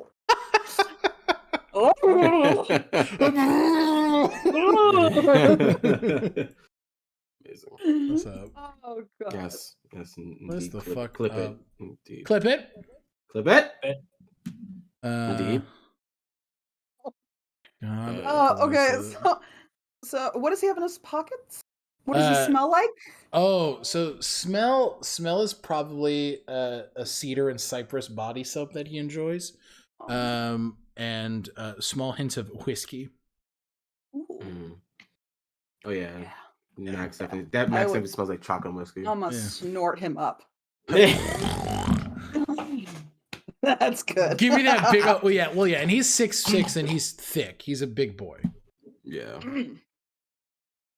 6'6" and a big bitch. 6'6" and a big bitch. Yeah, half of the broken phone, his full phone. Oh yeah, his flask, and then his fidget device, his fidget toy. See, Thorn looks like he's dressed like a Cenobite. He looks gross, right? Like his appearance is boils and gross, nasty, long, matted, moldy hair. But what he looks like he just stepped off of like a Matrix film, but like also a Cenobite Hellraiser film. He has the leather, the latex, the straps that are really tight, cinched in everywhere around his wrists, and gloves, leather mask that almost looks like one of those harnesses. You know what I mean? He does have like this veil thing that's draped over him that can just like a hood that comes up, but leather, latex, and straps. Tall, big boots that he can run in. He does have the heel, but it's one of those real chunky heels. Okay, think. You know when Celine from the movie Underworld, where she jumps off, Yeah. where she jumps off the thing and she just like lands those boots she's wearing, that kind of Matrix leather long trench. Like that's what he's gonna wear. He also think about how he's gonna be perceived in public. He is a walking masquerade breach. If somebody looks at him, it's broken the masquerade. He is unnatural. His ears are pointed. Right. He looks like a boil on someone's ass. Like, and yet we all were like, this seems pretty cool. We did also talk about running a train on Thorn very early on in this game. Yes. Crumpling the Doritos bag, was it? It was. I think we were on stream when we were having the conversation. To be fair. The accordion of crunch. Doritos Crunch, one on both sides. Let's do it. Tag team. Dang. Good lord. Hey, Jess. You know what you have to do. Crumple that Dorito boy. All right. Crumple that Doritos bag. He smells like sewer. Look. I think it's pronounced "owing to a toilet." He smells like the underside of the toilet rim, the lip. Oh man! After you haven't washed it in a while. I could wash. I could wash him. I could wash him. Wash him. I could clean him. I could clean him. Okay, I've seen some miracle cleaners. This is a very peepers in his pocket. Peepers in his pocket. Yeah. Robin, this is a quick question for you from Kaiju Cosplay. Robin, can I kiss Thorn on the lips with a big old smoochy smooch? You could, but it'd be like a little crinkle when you kiss. It would invert maybe. Oof. And then from Kawaii Cosplay as well, Thaddeus, what's your favorite Buffy season and episode? Every season's a good season. You're asking me to pick between my favorite piles of gold. It's all gold. I told them in chat it was, and I'll elaborate here. I definitely love the musical episode. I think that really started the random musical episodes that go on to be in every TV show eventually if it's run long enough. And they did it well, and it was good. And I really like the Gentleman episode. It's super creepy. But can I just say something about Buffy? Buffy was so good. It is the only TV show to ever air at the same time as the Super Bowl and beat the Super Bowl for ratings. Wow. They went to the people who were working on Buffy at the time, and they went to the network and they paid them a ton of money. And they're like, please never air this again during the Super Bowl. It was really detrimental to us. We have a lot of people counting on the Super Bowl being successful. We got sweaty guys trying to tackle each other. Come on, dude. Go Buffy. This is a really good question. Which Sailor Scout is most analogous to your character? Sailor Jupiter. That makes sense. You had that locked and loaded, my boy. Mini Moon. I'm so proud of you for that. I'm not sure if that counts, but Mini Moon. Mini Moon. That honestly, that Chibi Usa. That tracks. That tracks. Robin. Okay, no. I feel like Aubrey would be Wicked Lady when Chibi Usa turns into Wicked Lady, and she has the high black slit. You know, the long. I feel like that would be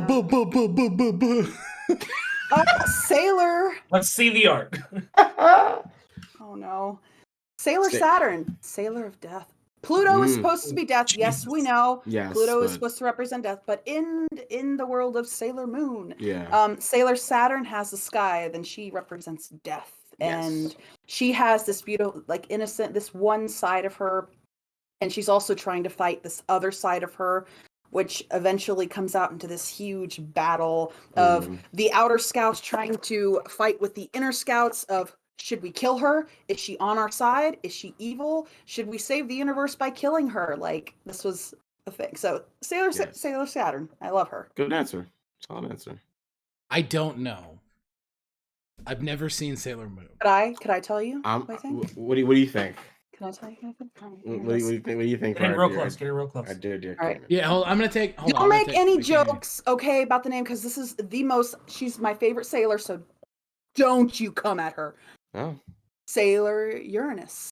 Oh. She's they.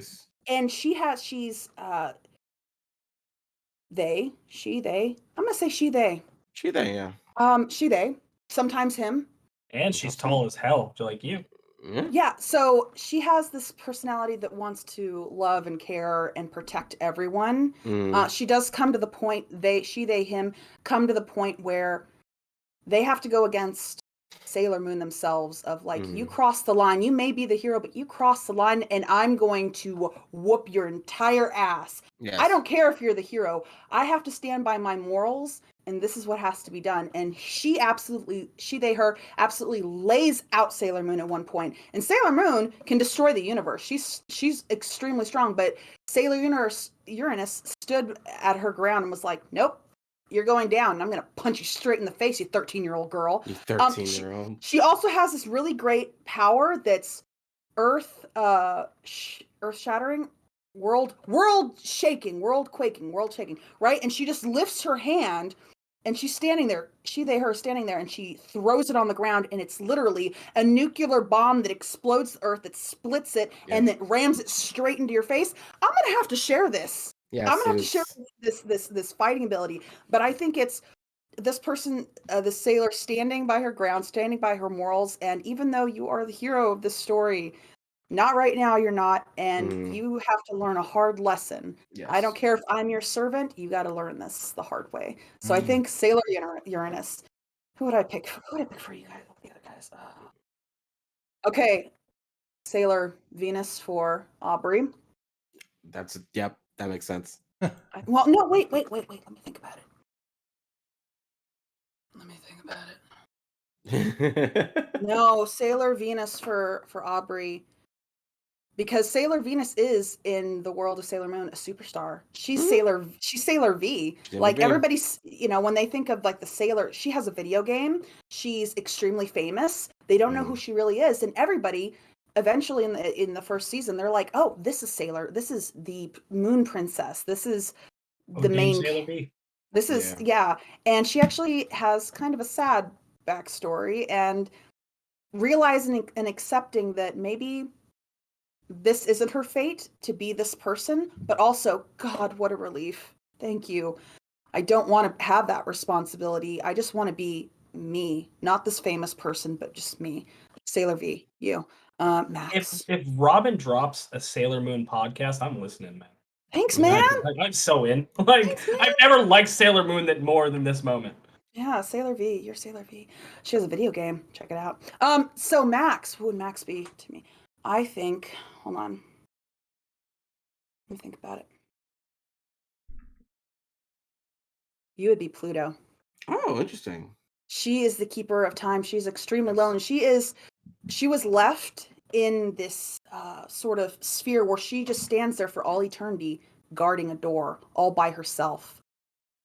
And she stands there having to protect all of her friends while being the loneliest, while also sometimes getting the brute of, you guys don't see what I'm protecting you from, and I'm being beat over and over and over again. She's the oldest, she's the leader. Pluto is she's the mother of the Outer Scouts as well. So she's the one that guides the people who are supposed to guide Sailor Moon. So she's like the leader. But always too far beyond reach, a little bit lonely, a little bit out there, but has the greatest responsibility of all the scouts. We love that. Very sad. All right. Yeah, that's okay. This is from sorry about that. No, don't apologize. We love the Sailor Moon lore. This is a pretty quick and easy one. Gaming Blaine, what are each character's favorite colors?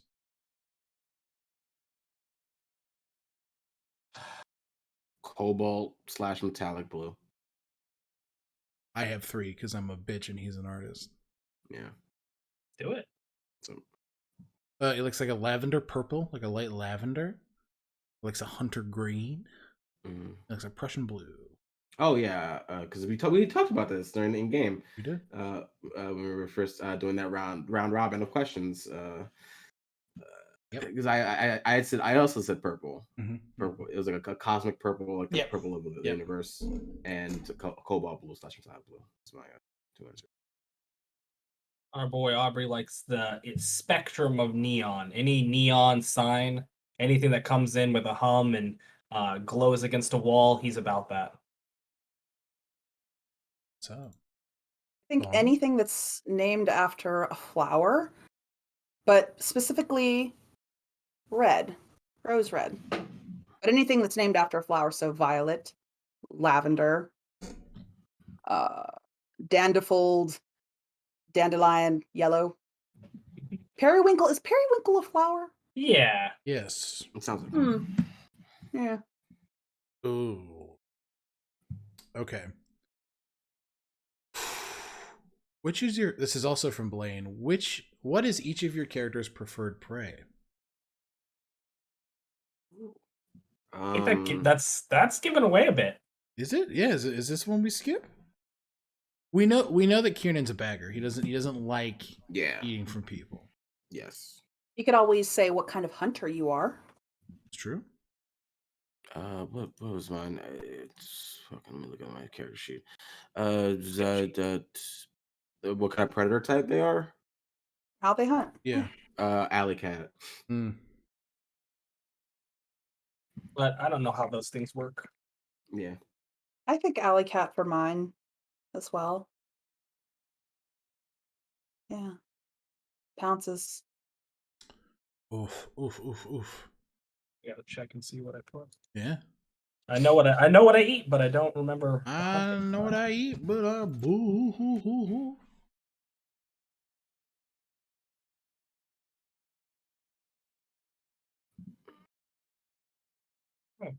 Osiris. So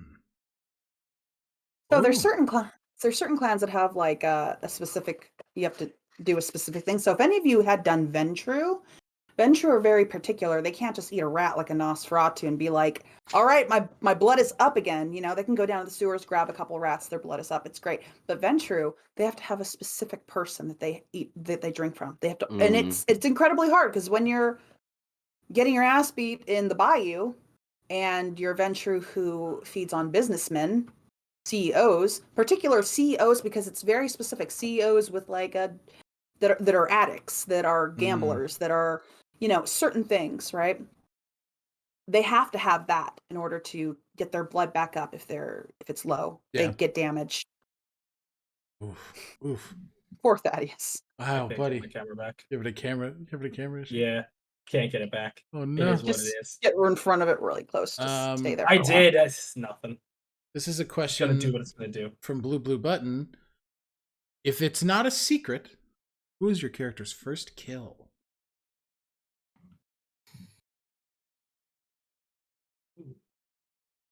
I might use it for RP, so I won't say. That makes sense.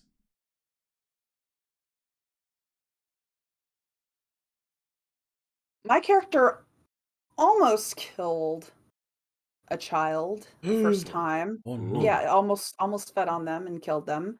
However, it wasn't in. It was just some random person at a bar. It wasn't like anything special. First times, usually it's just you drink. It's not like, oh, I am very fully aware. You know, I'm a new vampire and I'm fully aware of what I want and what I need. All you want is blood and you're hungry and you'll do anything to get it. So mine was just some random guy at a bar, nothing special. What about Aubrey? I really can't say because it's pivotal. That makes sense. Sense. Okay. Kiernan killed a guy on a night jog in the park. Jumped a guy.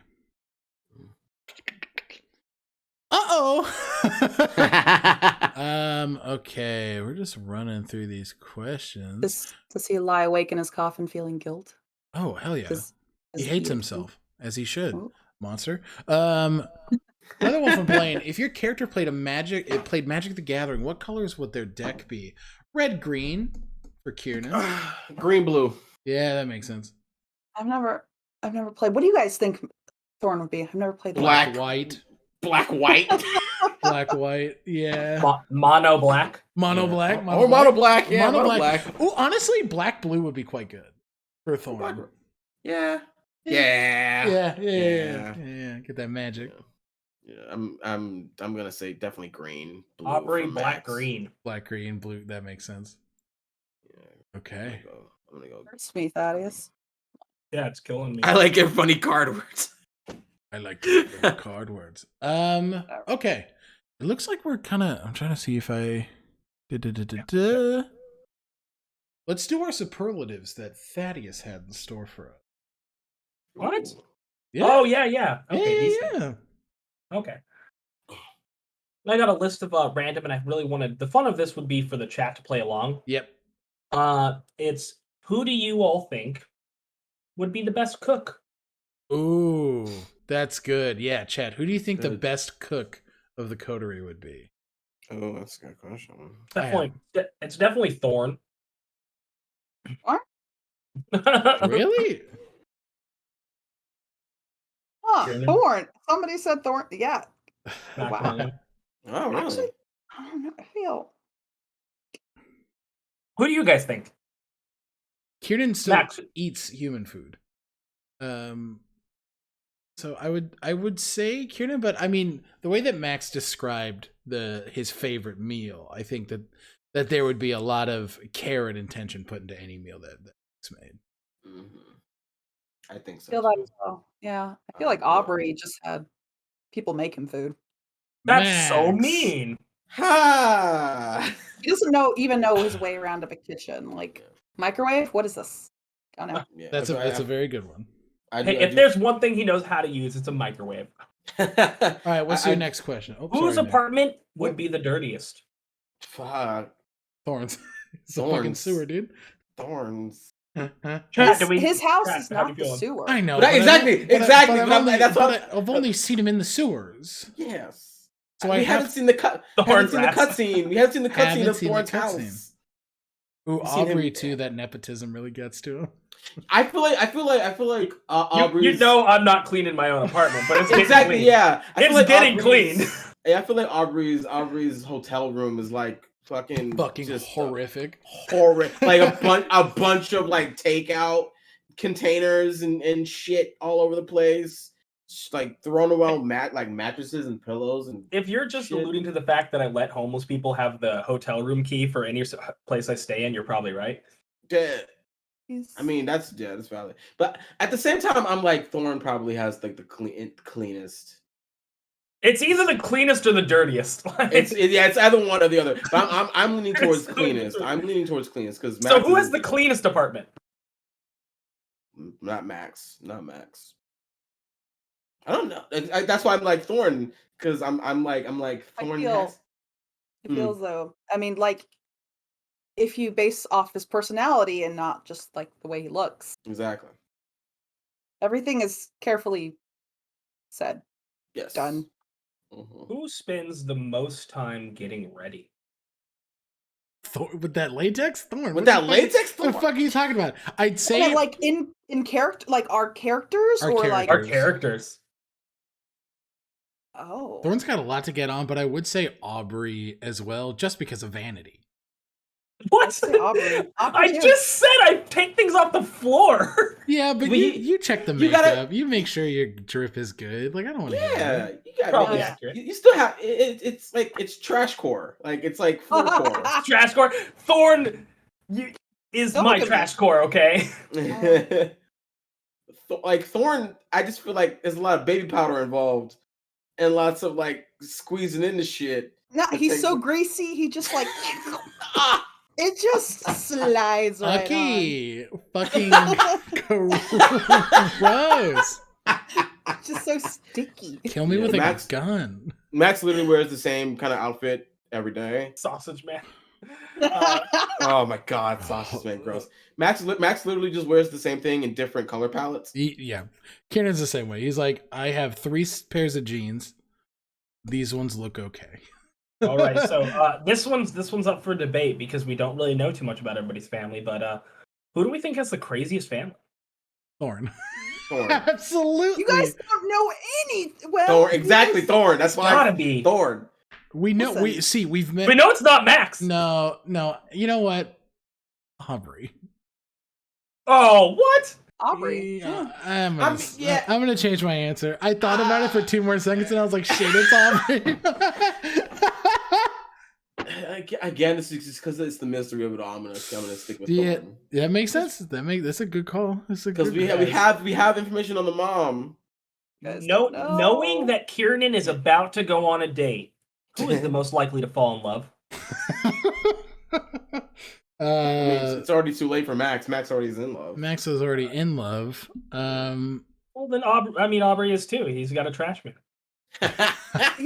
Thorn doesn't believe in that anymore. That makes sense. He doesn't think it exists. He thinks it's a Aubrey childish. Go on. Aubrey's a hot piece of ass, I could see Thorn pretty going. young thing. Is this what love feels like? Go back to bed, sweetheart. Yeah. Kiernan is not capable of love because he's a selfish monster. That one was more for the chat than anyone. Oh yeah. What's next? Who is the most likely to hit a stranger at the bar? Me. Kiernan. What? Kiernan, yeah. It's the easiest answer of the bunch. Easy. I think that's fairly easy. Then who is most likely to hit on a stranger at the bar? Thorn. Aubrey. Or Aubrey. Let's go. First answer was Thorn. Come on. I fucked it up. No bar. He's gonna stay in the sewers. Who would be the first to apologize? Max. Oh, Max. Definitely He has Max. convictions and morals and ethical standings and stuff. And With that being said, this is more of a who's the drama. Who is most likely to start an argument? Kiernan. I think Kiernan Instigate and start one? starts the argument. He thinks he's a starter of arguments. you know what? That's true because I'm Aubrey voting will. Thorn. Aubrey will start something, but like when he's in the face of what did you say to me? He's like, I backtrack. I don't feel like Kiernan would backtrack. He'd be like, you heard me. And I'll say it again. Mm-hmm. And I'll do it again. Right. Well, because there was a whole confrontation with the prince at the ball. It's Thorn all day for me on that one. For me, that's also Thorn, yeah, because like the incident with the fucking prince, it shoots right into my head with the public humiliation shit. Like that was like, damn, that's wrong. So yeah, he was literally just trying to navigate the game of politics. Being one of the worst things you could do in court is be shamed and publicly humiliated in front of not only your clan but everybody else's clan. You represent your clan, so he's like, ah, crap. I didn't want to be up here, but now I am, and now I have to do stuff.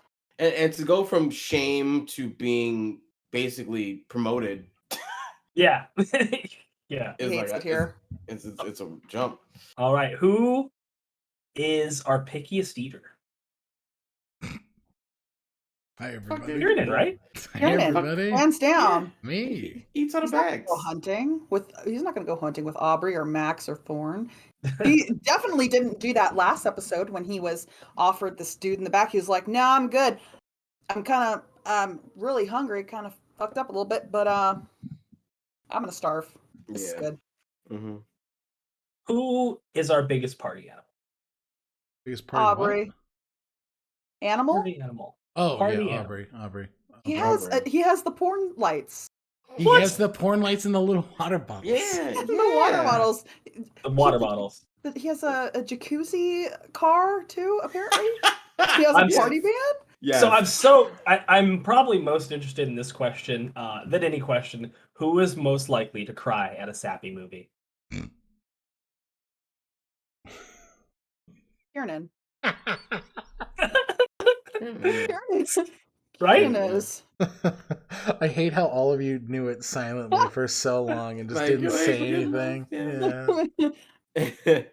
Yeah, that's. We wanted to give the illusion that we were thinking about it. We're all out watching we're at the movie theater watching Marley and Me, and Kieran's just bawling. Why did I also think Marley and Me? Why was the movie I also thought of? It's Marley because he has a dog. You know he had a big dog.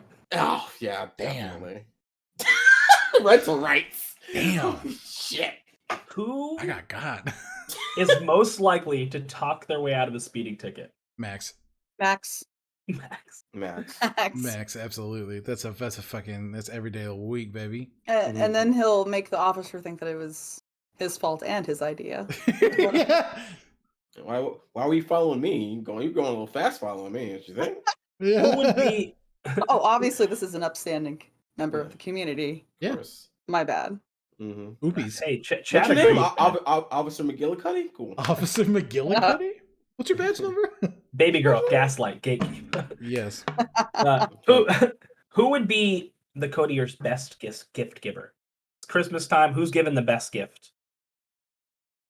Ooh. Vampire celebrate Christmas? Sure. The best gift, the most interesting gift. Like, what are we? Who's giving up? Who's the best gift giver? It's Thorn, pocket papers. Chad goes off with Thorn. I think Aubrey would give the most expensive gift. But I think Max and Kiernan would give. I think we're underrating Thorn following us around at night. Like being able to pick out like the things we love and giving them back to us. Right. Stealing them and then just, hey. Oh, that's true, but Kiernan would pay something for it. Yeah, Kiernan. I feel like Kiernan would make things for the group. That would be the only thing that goes from hotel to hotel room. He just drills a hole into the wall and hangs this painting. He would paint Max like an 80s era poster of himself. Love that. But just like the face a little bit obscured, so it's not like a pure vanity piece. Mm-hmm. Aubrey would get just like a half-empty glass of wine with show lights and lens flares. Nice. And then Thorn would get a portrait of what Kiernan imagined he looked. Mm. Ooh. In front of a McDonald's table. In front of a McDonald's. McDonald's table. All right, this one's kind of a loaded question. Who is best at keeping secrets? I mean, Thorn's whole business is keeping. I was gonna say, yeah, I think it's Thorn. Hey, Thorn's life is secrets. But at the same Aubrey, time, though. Aubrey, though. Hey, once again, I like what you guys said about that Thorn stuff. The Oscar goes to. The Oscar goes to that motherfucker. Like, fuck it. I'll reference that first episode again. Yeah, I think with me and Alex. I think Max can keep a good secret, but I think that is done in confidence. Yeah. This secrecy is quite horrific, Aubrey. I don't know. I don't know what you're talking about. What are you talking about? I skipped this one, but it's the last one I have. Who is the best dancer? I didn't think we needed to put that up there. It's just we already. Well, we've seen everyone's dance skills. Have we? I think. I mean, at the ball. Well, yeah, the ball. Listen, that was an off day, but if like. Definitely Max. Max, really? I mean, yeah, maybe. Yeah. Aubrey did pretty good. Yeah. Ballrooms aren't his thing. I'll take that as we all need to go dancing. That's a fine answer. Yeah, sure. Just go to one of those Blade nightclubs. Sprinkler systems. All these motherfuckers trying to ice skate uphill. Oh, it's trying to ice skate uphill. Okay, I have a question for you. Yeah, please. Yeah. What did your character want to be when they grew up? Alive. Oh God. And on that note, we're gonna go to break. And on that, yeah, well, we are hitting about that 2-hour mark, so I imagine we'll do like another question or two, and then we'll wrap up. Kiernan wanted to be an art therapist. An art therapist? Mm-hmm. I've never heard of that. So his vocation would have been in youth group homes, and helping kids who are in orphanages or foster homes work through the processes of that system with art. Like it. But he died. Keeping it light and keeping it light and then kapow. Kiernan is baby girl. Correction. That's baby girl. What would Thorn have been? Ooh. I want to say it. You don't have to Oh, say it. you don't gotta say it. You don't have to. It's gonna break our hearts. Correct. I can't. It's gonna give away everything. Yeah, Oh, don't do it okay. then. Don't do it then. Can't. I'll give a real answer. Besides alive, though that is a real answer. A gold medal Um, Olympian. Oh, a world champion. Yeah, it makes Yeah. sense. He's our Oh, world champ. World champion. you're So, our world champ Yeah. no. in That's our here. boy. You Hey. are a world champ. Yeah, Robin. Let's hit one of those other book questions you got. Oh god. Okay. Lobotomist.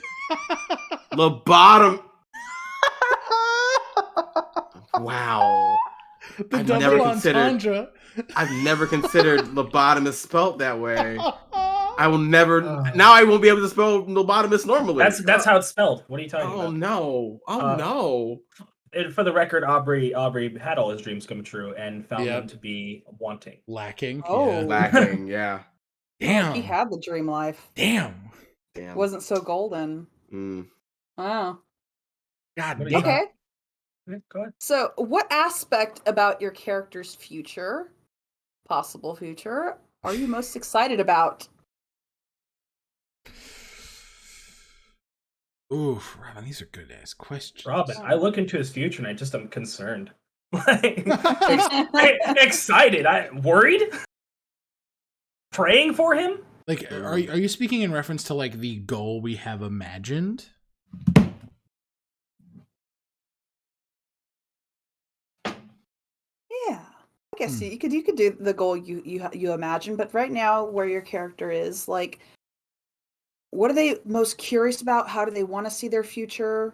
And yeah, within this coterie as well, themselves, but also I feel like Max said that he joined this whole thing because of out of boredom, but like not even secretly, but like subconsciously, it's the want to be a community leader and be able to have more power to help guide the community in a better light and just help people. Be that worrying about this whole what's worse than Garou problem or what's wrong with the Prince problem. He's mainly focused on the vampires without a voice. And he's mainly just like, okay, so I so giving humanity to those who just don't have it anymore, that aren't alive, that can't.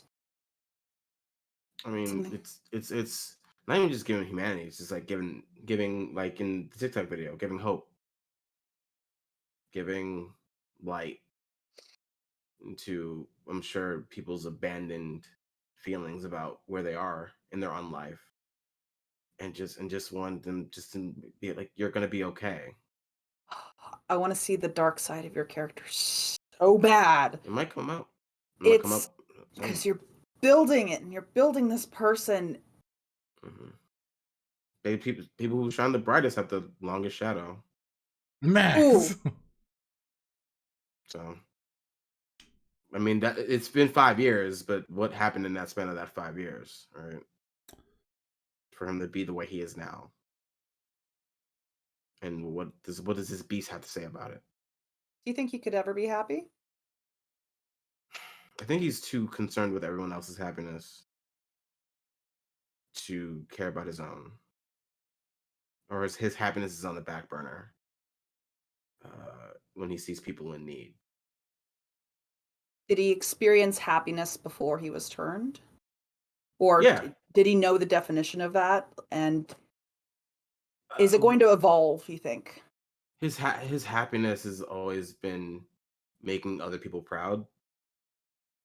Like either it be the world stage at the Olympics, Angelo himself, his community, his friends from there,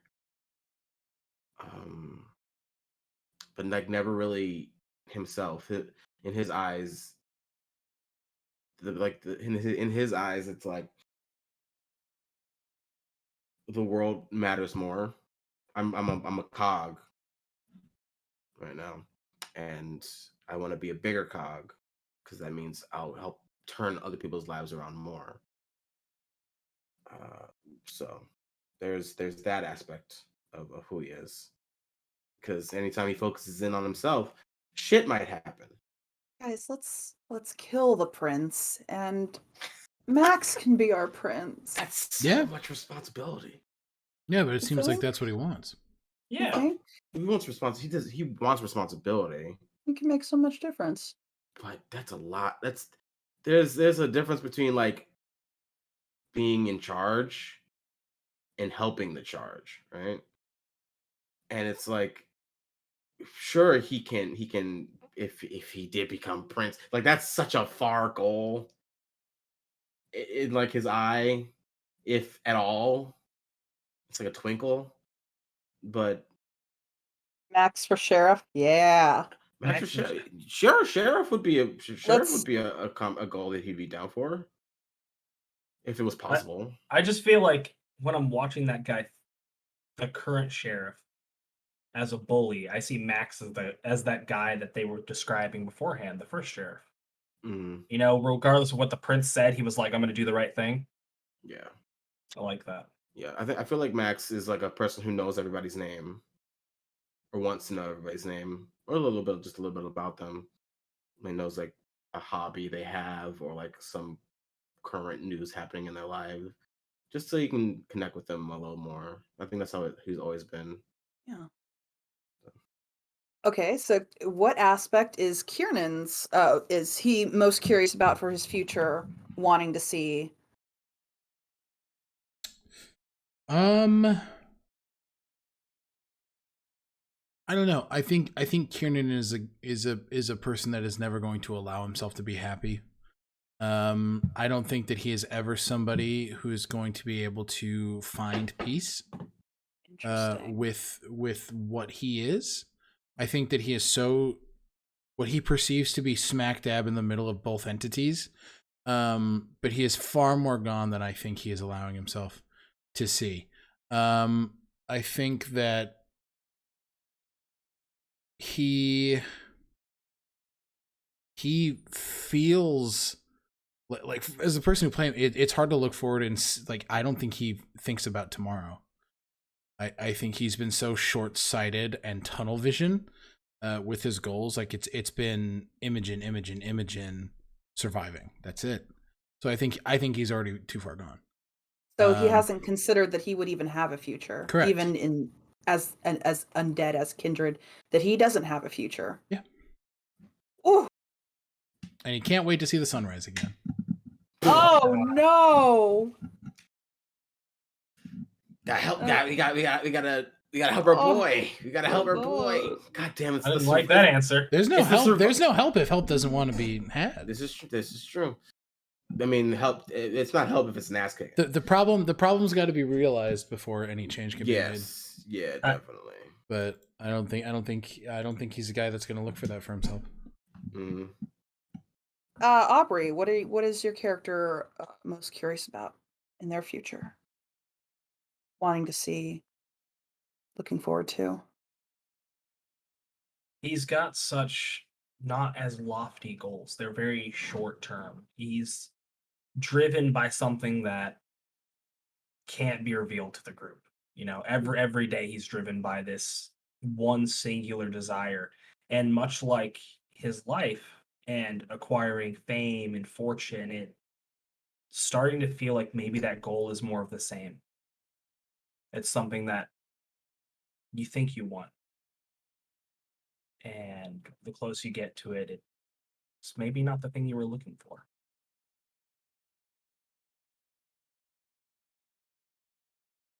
I dig my claws into your character in game. I'm gonna dissect it. My character wants to evolve. He wants to evolve everyone else too. He's chosen currently the path of enlightenment instead of humanity, just more out of self-preservation to protect himself than what he wants. Truly, what he wants is to have that humanity back, but he doesn't feel as though surviving is the number one thing.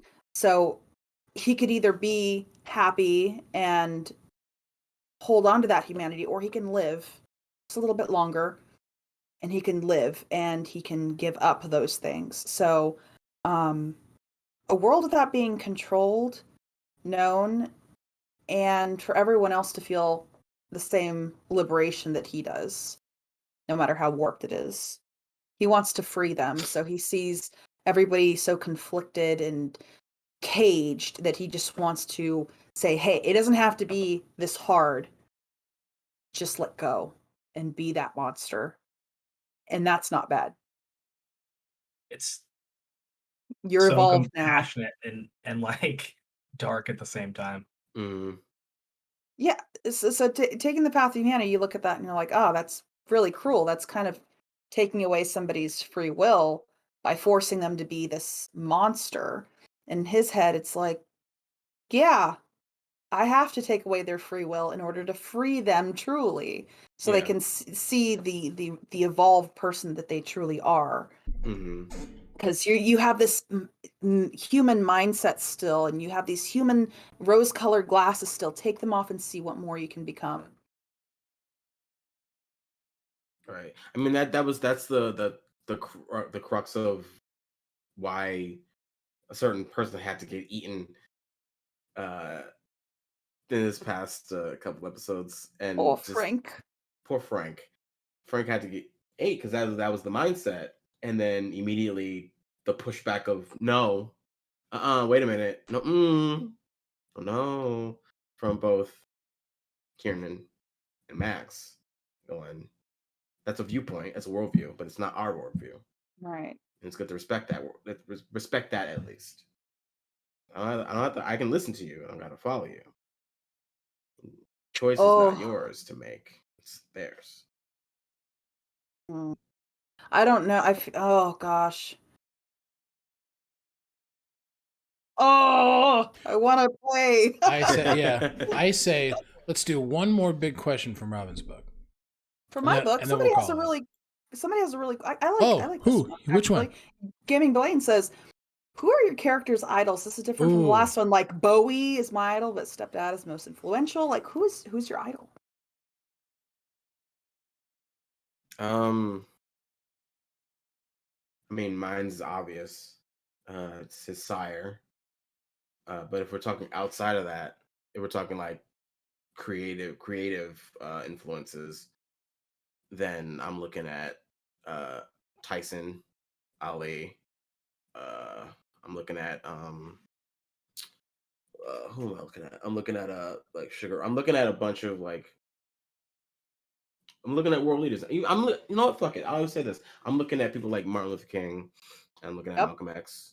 Yep. I'm looking at lots of like leaders and the community I grew up in, and I'm like, how do I exude this from an undead perspective? Because it was said before. Someone said it a lot. I think a friend of mine said it. I like to incorporate community in a lot of my characters, and like seeing an example of what the leadership in the vampire community looks like. I'm like, all right, a character I make is gonna have influence on that. A character I make is gonna have some hand in that pie, or want to have a hand in that pie. They don't know it yet, but they want to be a part of that. So, but then the aggressive nature of a boxer or a fighter is also there. It just hasn't come out yet because we haven't fought anybody. I'm fiending for it. It's gonna.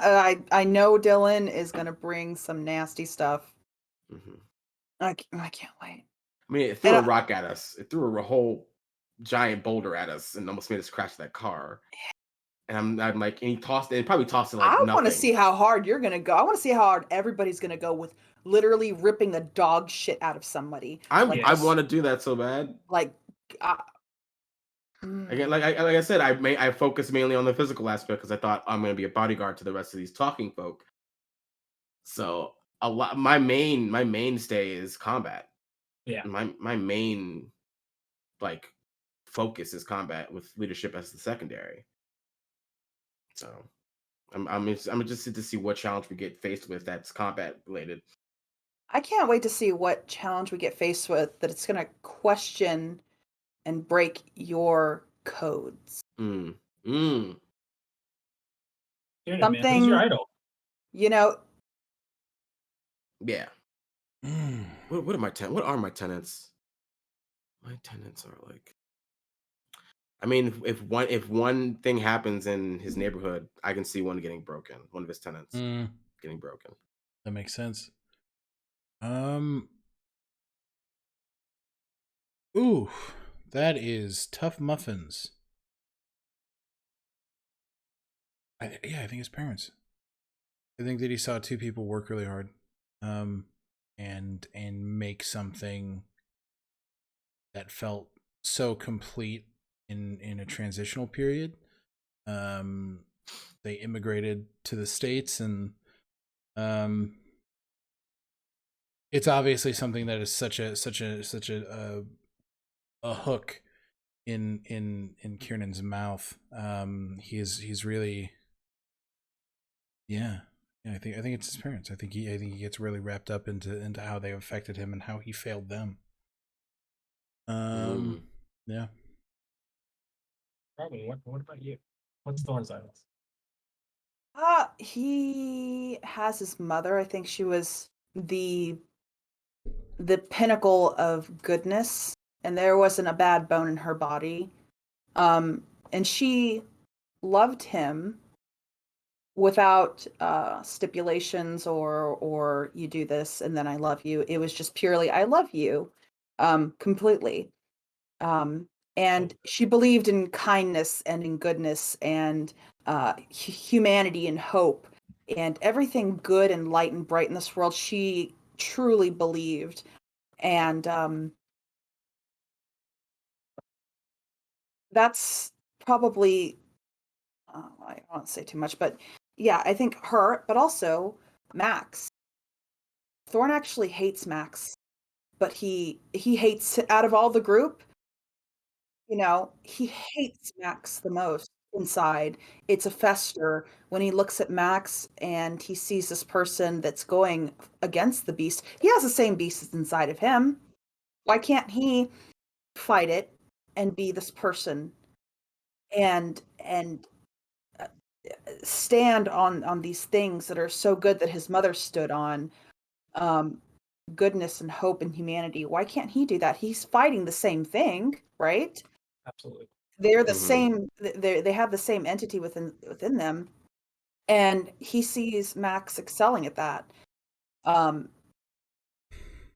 Somebody younger than him, but he admires him very, very, very much. But it's also a big hatred that he has. Like a very kill your idol situation. No, it's very much like he wants to fight him until he's beat, until Max is just beating on him to beat the humanity in them, like, no, you don't have to be this. And he was kind of doing that verbally a few episodes ago. He just he was like, why because I want to live. So we're getting to the root of the problem, your weakness. You're not as strong, Yeah. So Max and yeah, probably more a little bit more. Gotta do it to you, Max. That's what an interesting relationship. Yeah. And then did we Max, you're my idol. I have to kill you now. I hate. There can only be one. You're my idol. I hate you so much. Did we get Aubrey's? Oh, Aubrey's isn't nearly as wonderfully deep. It is his ideology is summed up.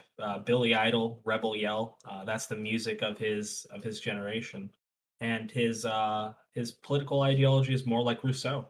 It's to quote Rousseau, it's when the people shall have nothing left to eat, they will eat the rich. Ooh. And so very much this is what it's like to have everything, and it feels so hollow. How can these people feel like this is anything? Goof. God damn. Well, this is a fucking dour note to end this Q&A. Hashtag kill your idols. Hashtag kill eat your the idols. rich. Hashtag it's all good in where we're at. So Feeling good. guys, thank you for tuning in to our Darkness Over New Orleans Chronicle Q&A. Could we do just something lighter to end on? Oh yeah. Okay. If your character can turn into an animal, what would they turn into? And turn into an animal. A big old cuddly bear. Ooh. A big old cuddly like grizzly bear. That would be Kieran. Absolutely.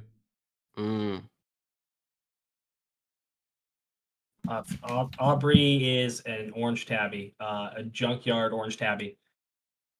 Yeah, he is. Max would be I don't know. I'm gonna say like a falcon hawk. Ooh, hell yeah. Caw. Caw. I think Thorn would be a fat little hamster. Oh! He just wants a simple life. Or Quiet. animorph forms. He just wants to be a little hamster underneath like the little chips, the warm chips. Every now and then he comes out to have a little drink, a little nibble of his kibble, and then like go back in, maybe a little run on his little cage, but he's safe in there and it's warm and happy. And occasionally a kid picks him up to just pet his little head to put him back. Little kiss. This would make me so happy if this was an anime and they just turned into their animal forms and everybody's like a different creature and you're just Hamtaro. He's just so happy. Hamtaro. That's it. He just wants to be Hamtaro. Oh, that's so good. Just stupid and cute. What a good thing to end it on. Yeah, Thank fuck you, it. That's Robin. very good, Robin. Thank you for reading the whole room. Yeah, no, but thank you guys for tuning in for Darkness Over New Orleans, our first Chronicle Q&A. I imagine that we're going to be doing stuff like this again, hopefully with our incredible storyteller, Dylan. He's feeling better. Hope he's feeling better. We wish them all of the best. Let's go ahead and start our outro, starting with our Tremere, Aubrey. But what's the outro? I don't know. Who are you? Where can people find you? Oh, hi everyone. What's an outro? You can find me right here or every week at 8:00 at Eastern, and I'm Thaddeus Atlas on all platforms. Hell yeah, Christian. Hi everybody. My name's Christian, aka Fluffy Goomba, on several socials, mainly on TikTok, but you can also find me here on Twitch on several days, playing several games with several wonderful people. You can also find me on Total Party Kiss on Sundays, 8 p.m. EST, on Tragedy for the Illusion, where I play Ragnar of the Iron Claw Pride, Leon and Echo Knight Fighter. Just the best little fucking bitch blind boy a person could ask for. And of course, you can find me here playing Maximilian Washington, Gangrel, son of a bitch, leader of this coterie. Idol to some, wanted dead by others. Sometimes others the same person. Yeah, that's me. Robin.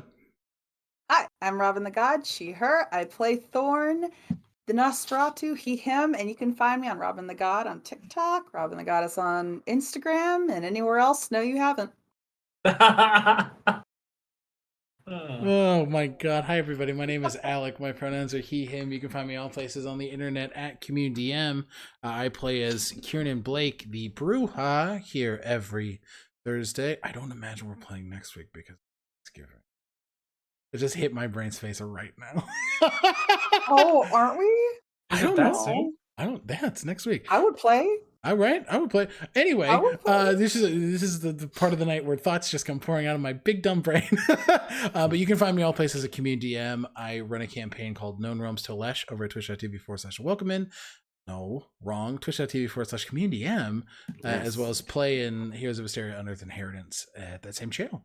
We're actually playing this Sunday morning at 10 a.m. CST. It's going to be a lot of fun, and we'll see you guys next time. Bye, everybody!